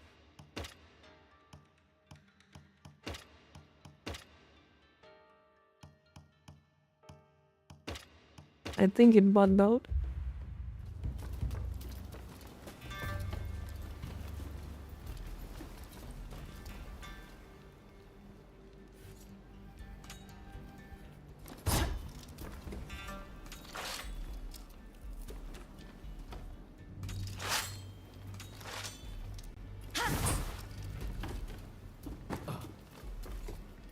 Yeah, I think it bugged out.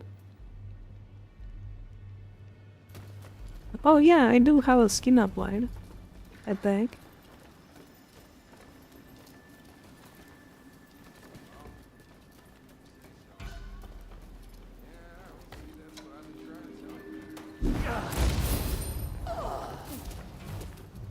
Never saw it coming.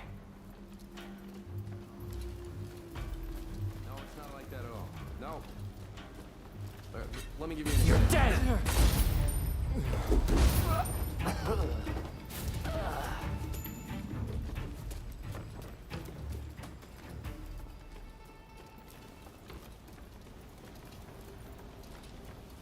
Kunaichi on the mission.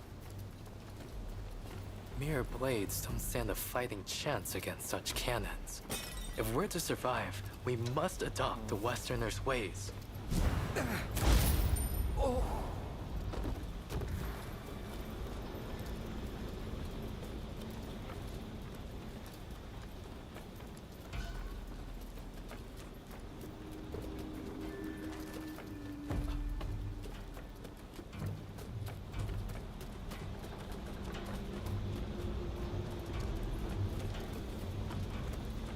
Now 300 mission to take the booth.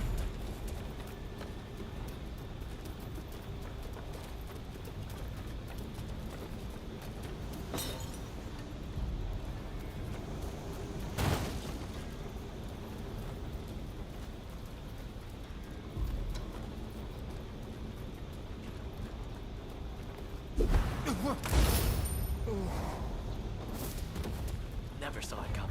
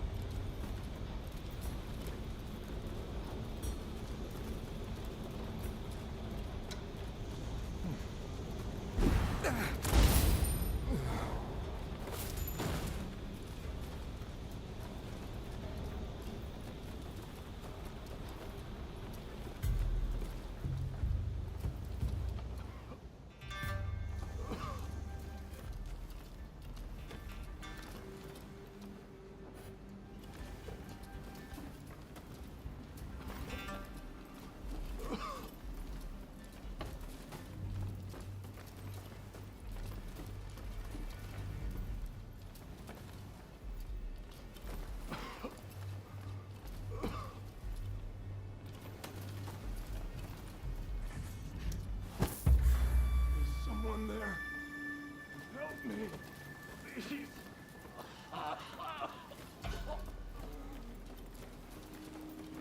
Is he ill? It sounds like he's suffering.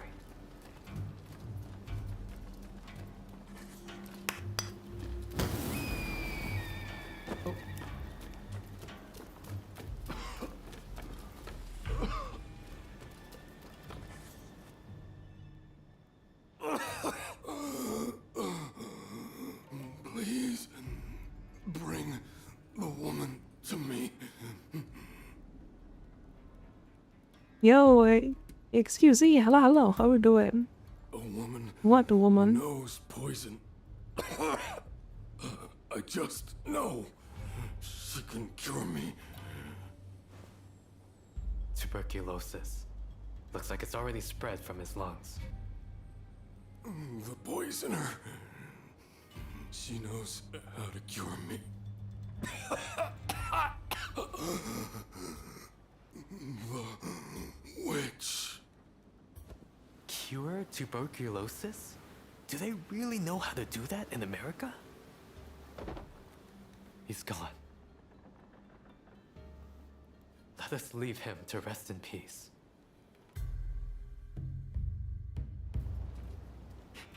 Okay.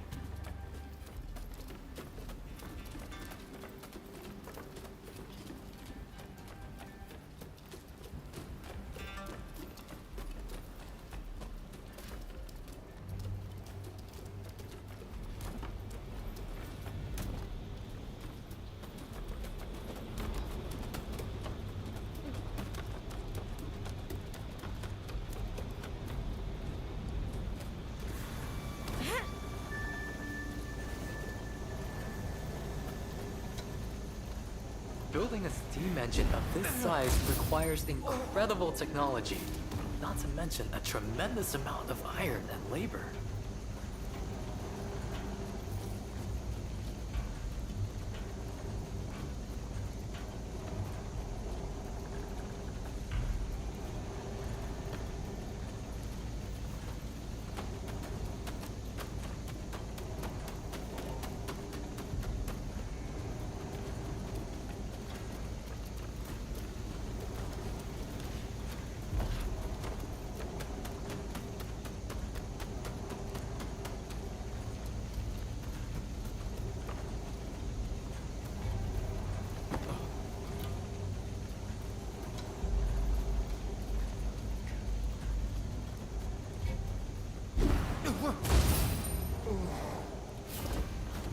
Never saw it coming.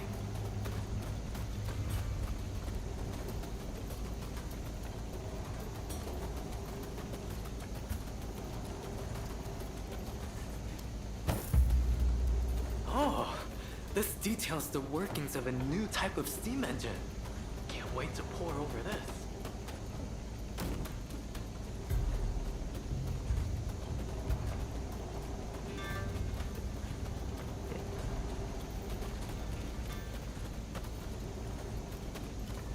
Is that how these guys put up a ship and then blow up the harbor that I don't want to mention the name?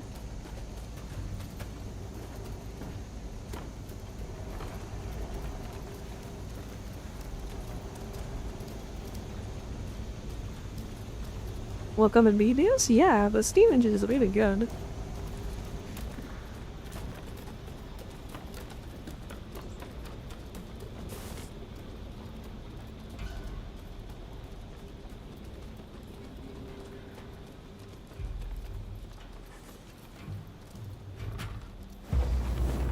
Quite a complex telescope, this.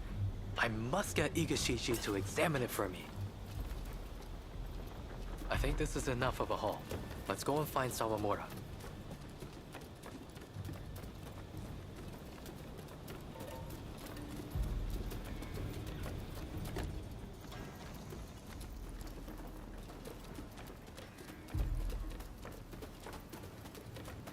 Let's go.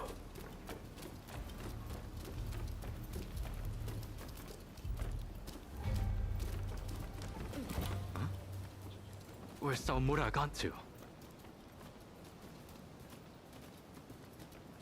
Fire at will! Don't let them escape! An ambush? They knew all along.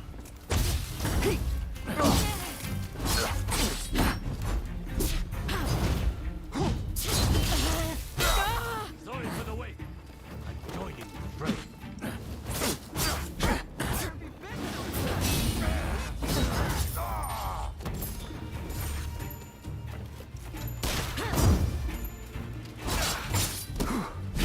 Here I come! Spies, eh? Dangerous spirits destined to be consigned to history. I'm afraid I can't go easy on you.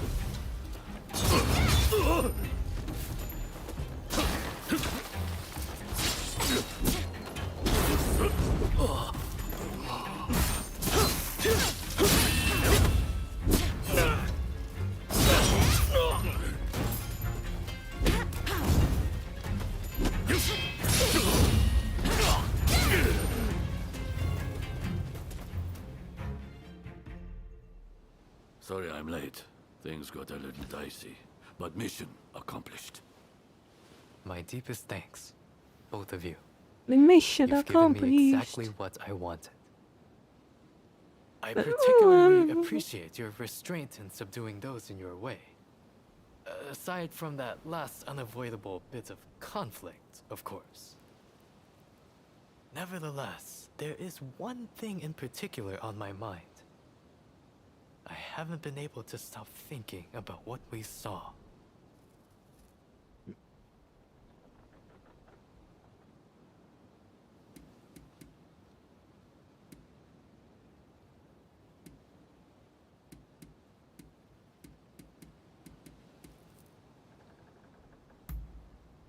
Very perceptive.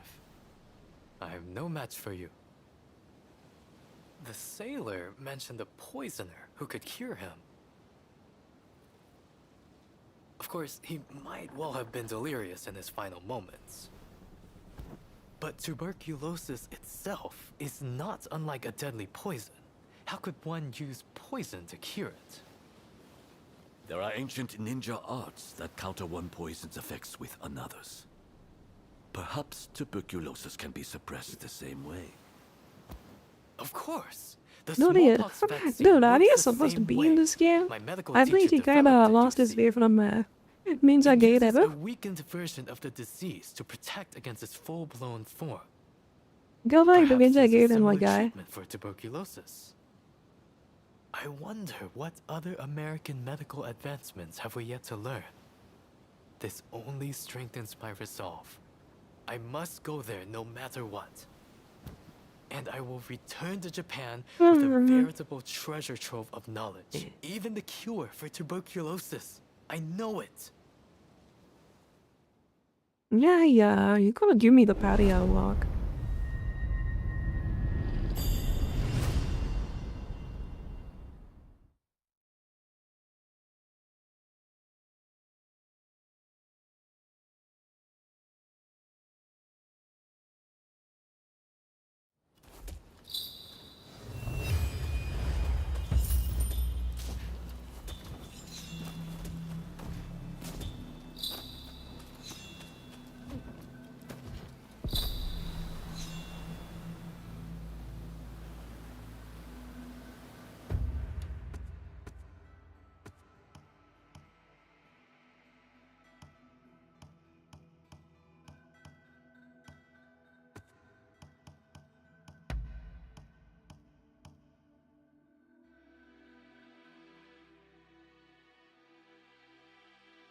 Well, my Datsumi is still a bit novice.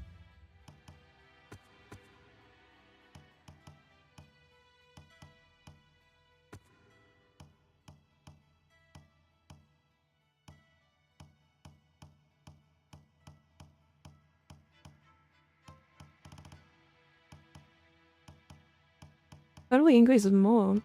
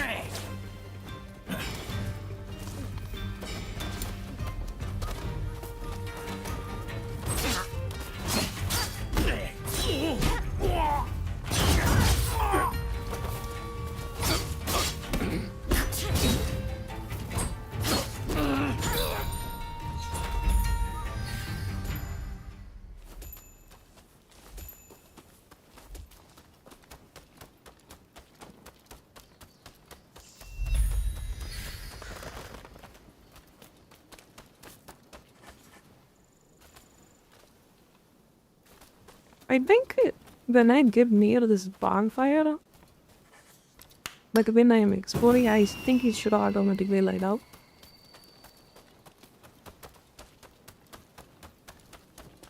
Like especially when I clear the area.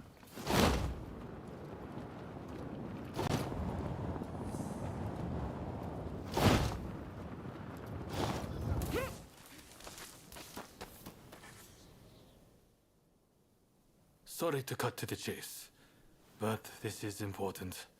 I received an anonymous letter the other day, challenging me to a duel. In times like these, I doubt it'll be a fair fight. But if it's a trap, it's not a very good one, is it? Anyway, I need to know who I'm dealing with.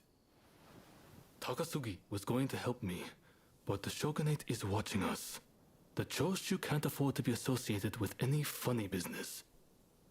Which brings me to my request. Will you come with me? Like, it's a lot to ask, I know. This game is kind of hard to pick a side. Use your help. Both the Shogunate and this guys are pretty good to be around. You know, the first intro for the Shogunate, he just runs at you with our Bachi. And then he just literally 1v1s you. Like, both sides are cool. You know? I wish the story was more easier to keep get along with, but the story is kind of me, you know? And the story is meh.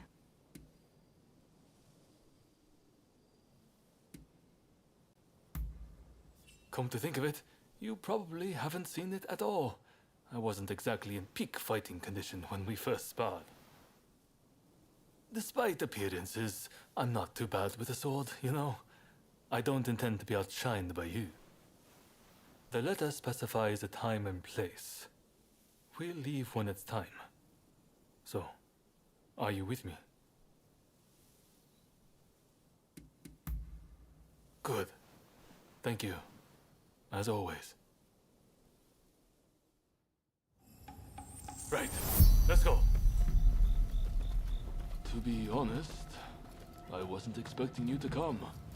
After all, it has nothing to do with the samurai you're chasing. But I'm sure you have your own reasons. Yep.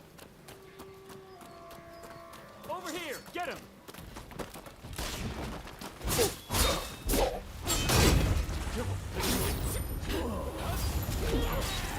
Yeah!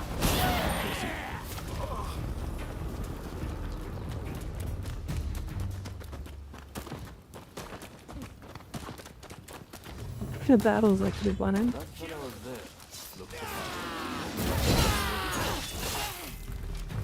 So you can.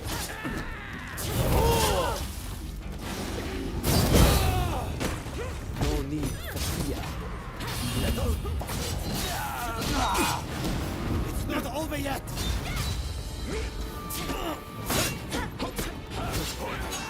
You're more good than I expected, Captain. Somebody underestimated me.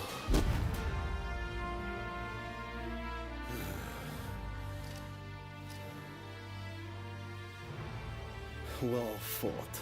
Though I expected nothing less from one. Oh, that man is totally not compensating for one thing. This won't be the last time we meet, I am sure. By the sound of it, you've come here just to take the measure of me. Well, what would you do with him?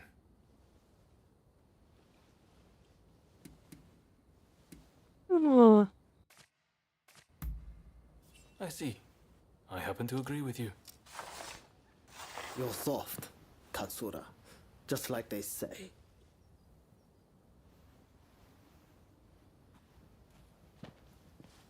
All eyes are on the Choshu now. And I don't just speak of the shogunate.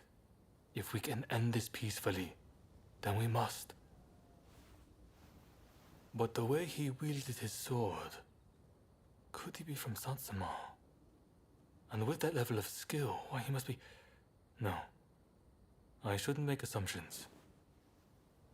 Well, with you as our ally, I know we can handle anything. Though I should admit, for a moment there, I wanted the feud betray me.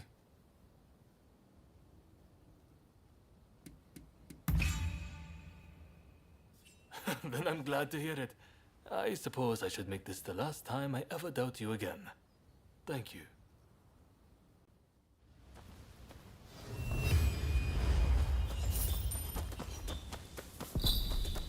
Yeah, but I kinda keep me on the future. Sorry about that.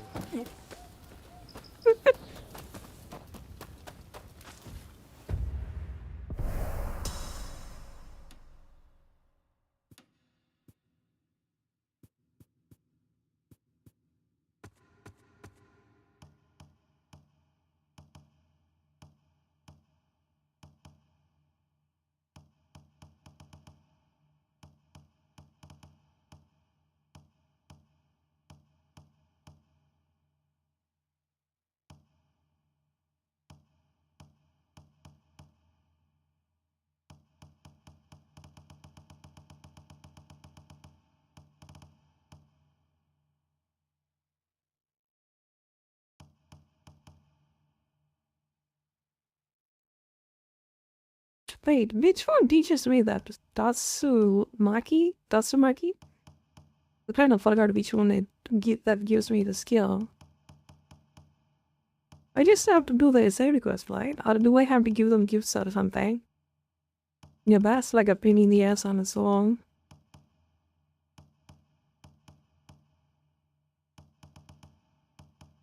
Now I gotta go to Kyoto now.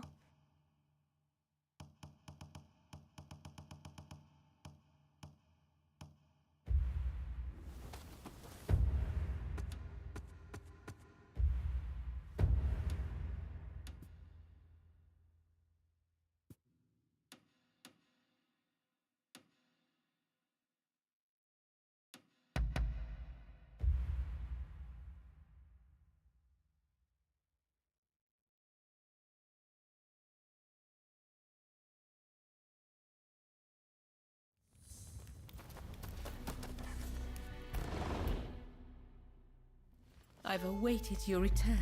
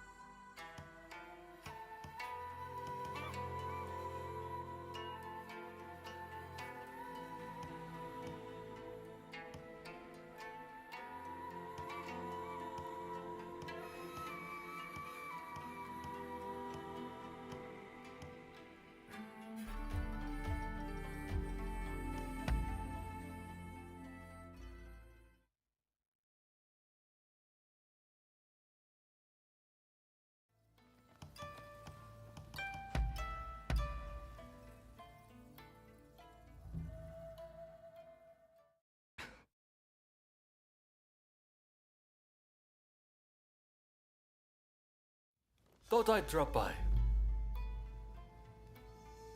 Like, this is what I mean when I said bloated mechanic.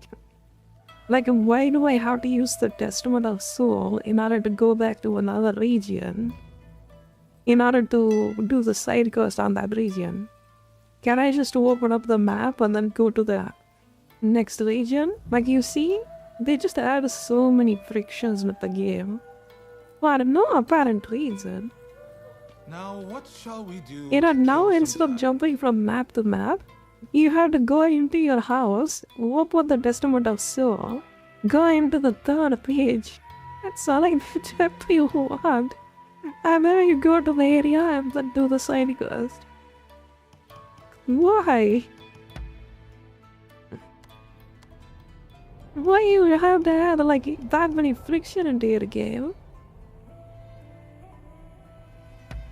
Don't fast travel like it has Assassin's Creed. It has it, but you cannot go from map to map. You know, there is regions. Like, that's what I mean, Godfather. Like, in region to region, you cannot do it.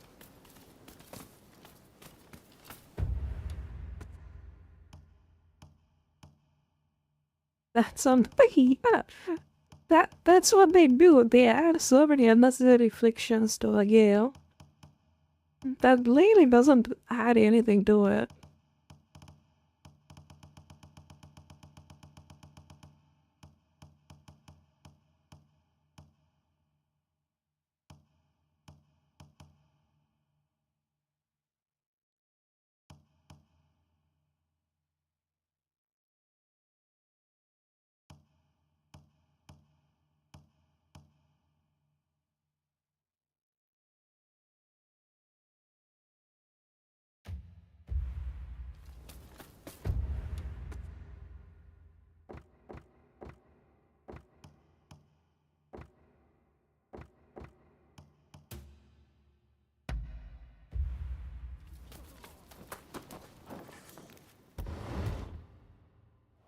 You look tired.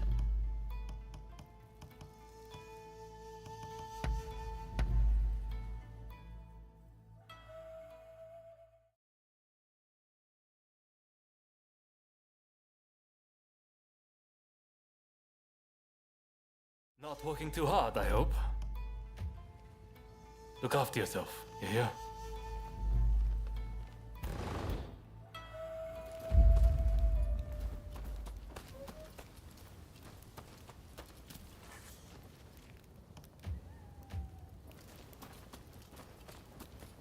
How do I give gift to people? Do I have to go talk to them, or do I do it at the menu?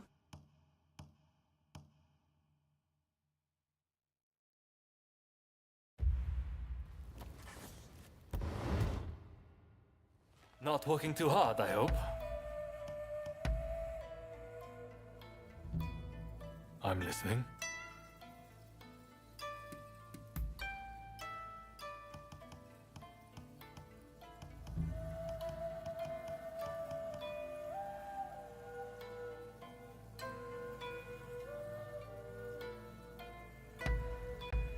I can't believe it.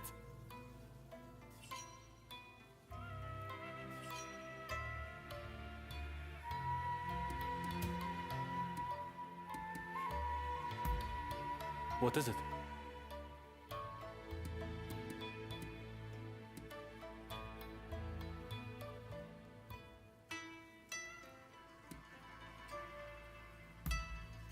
Well, they're a strong-willed lot, so I suppose it's only natural you might think that.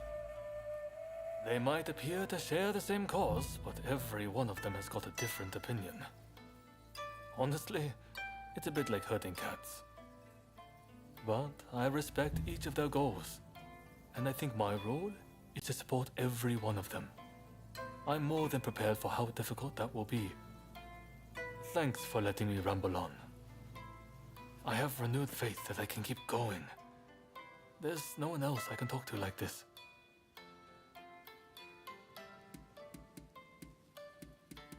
Girl, don't make it sound weird.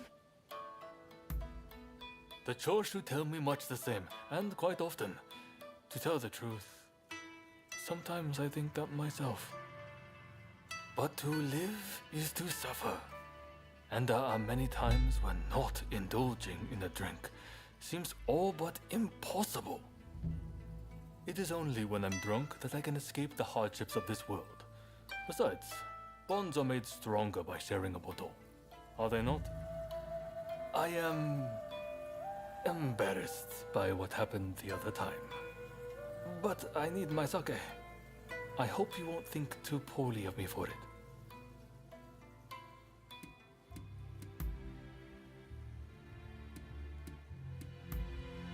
Really? Well, I'm happy to listen whenever you want to talk.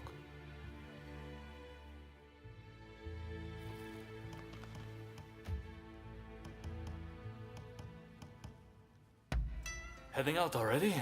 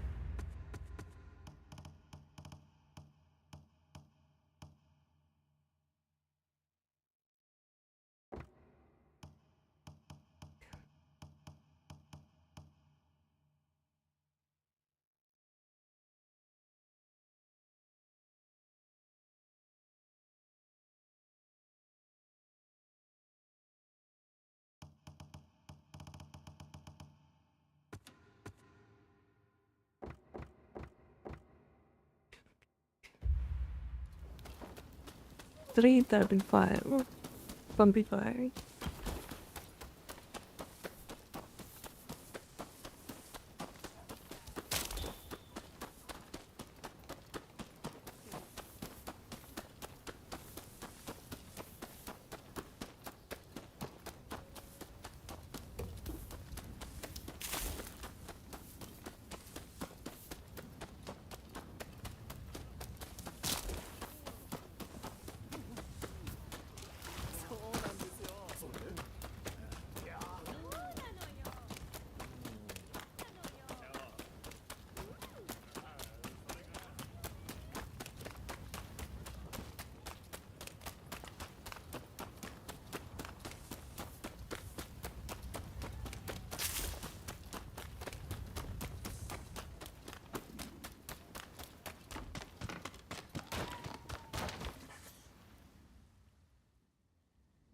Ah, someone's back in Edo, I see.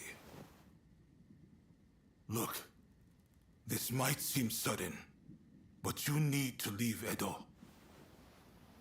I've got to get every man, woman, and child out of here. Once everyone's gone, we're burning it to the ground. That's the plan, at least.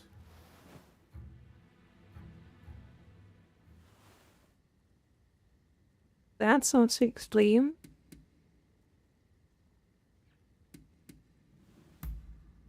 Unfortunately, we can't protect both the city and its people. And this is our only chance to stop the Alliance from finishing us off for good.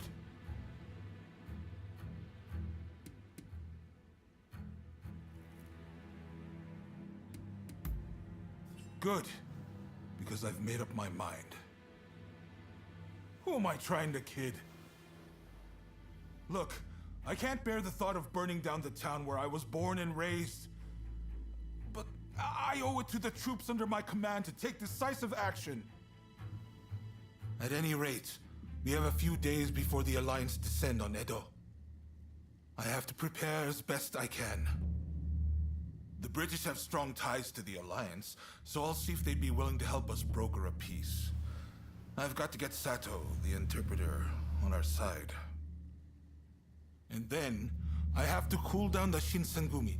They're gathering in numbers, chomping at the bit to get revenge for Kondo. If I let them take up arms, all Edo will descend into chaos.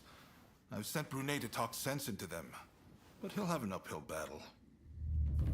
Apologies for interrupting, sir. The group calling themselves the Sekihotai have entered Edo Castle. They're headed to the inner chamber. Reports say their target is Princess Atsuko.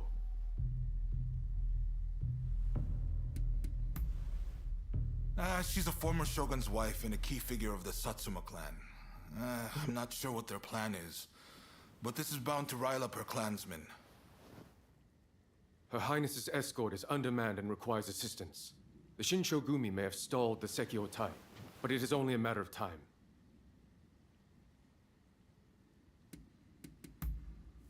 Good. I appreciate it. And what's more, I trust you. Get to Edo Castle as quick as you can and drive off the Sekihotai. Nakazawa can fill in the details when you arrive. I know you just got back. Sorry you walked right into this. If we survive this, drinks are on me.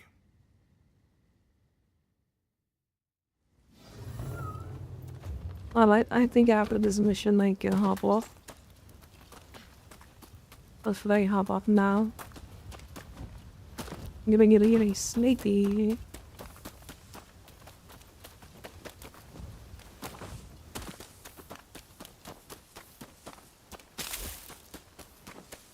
Sleepy.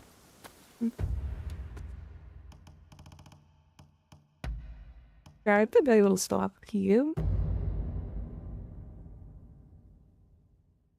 And then, can we pass over to the Bay of the Banners? Which one?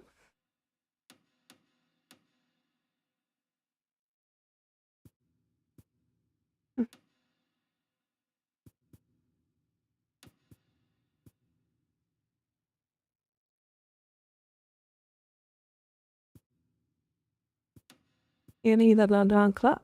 Yeah, I think so.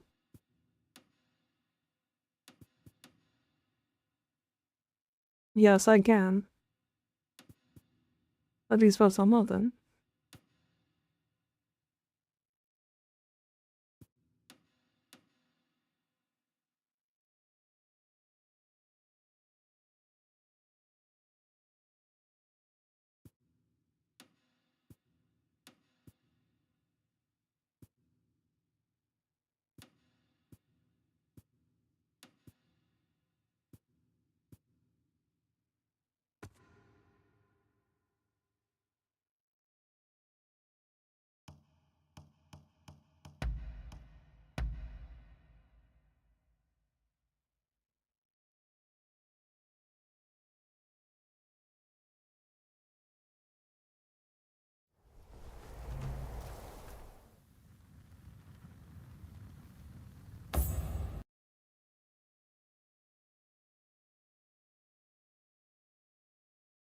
Alright, I'm gonna rest and then come back tomorrow. Need gonna go to sleep.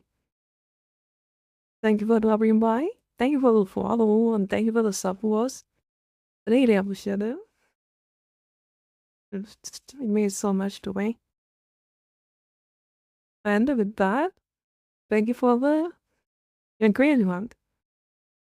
And I will try to beat someone and come back tomorrow on the weekend, continue playing and finish it.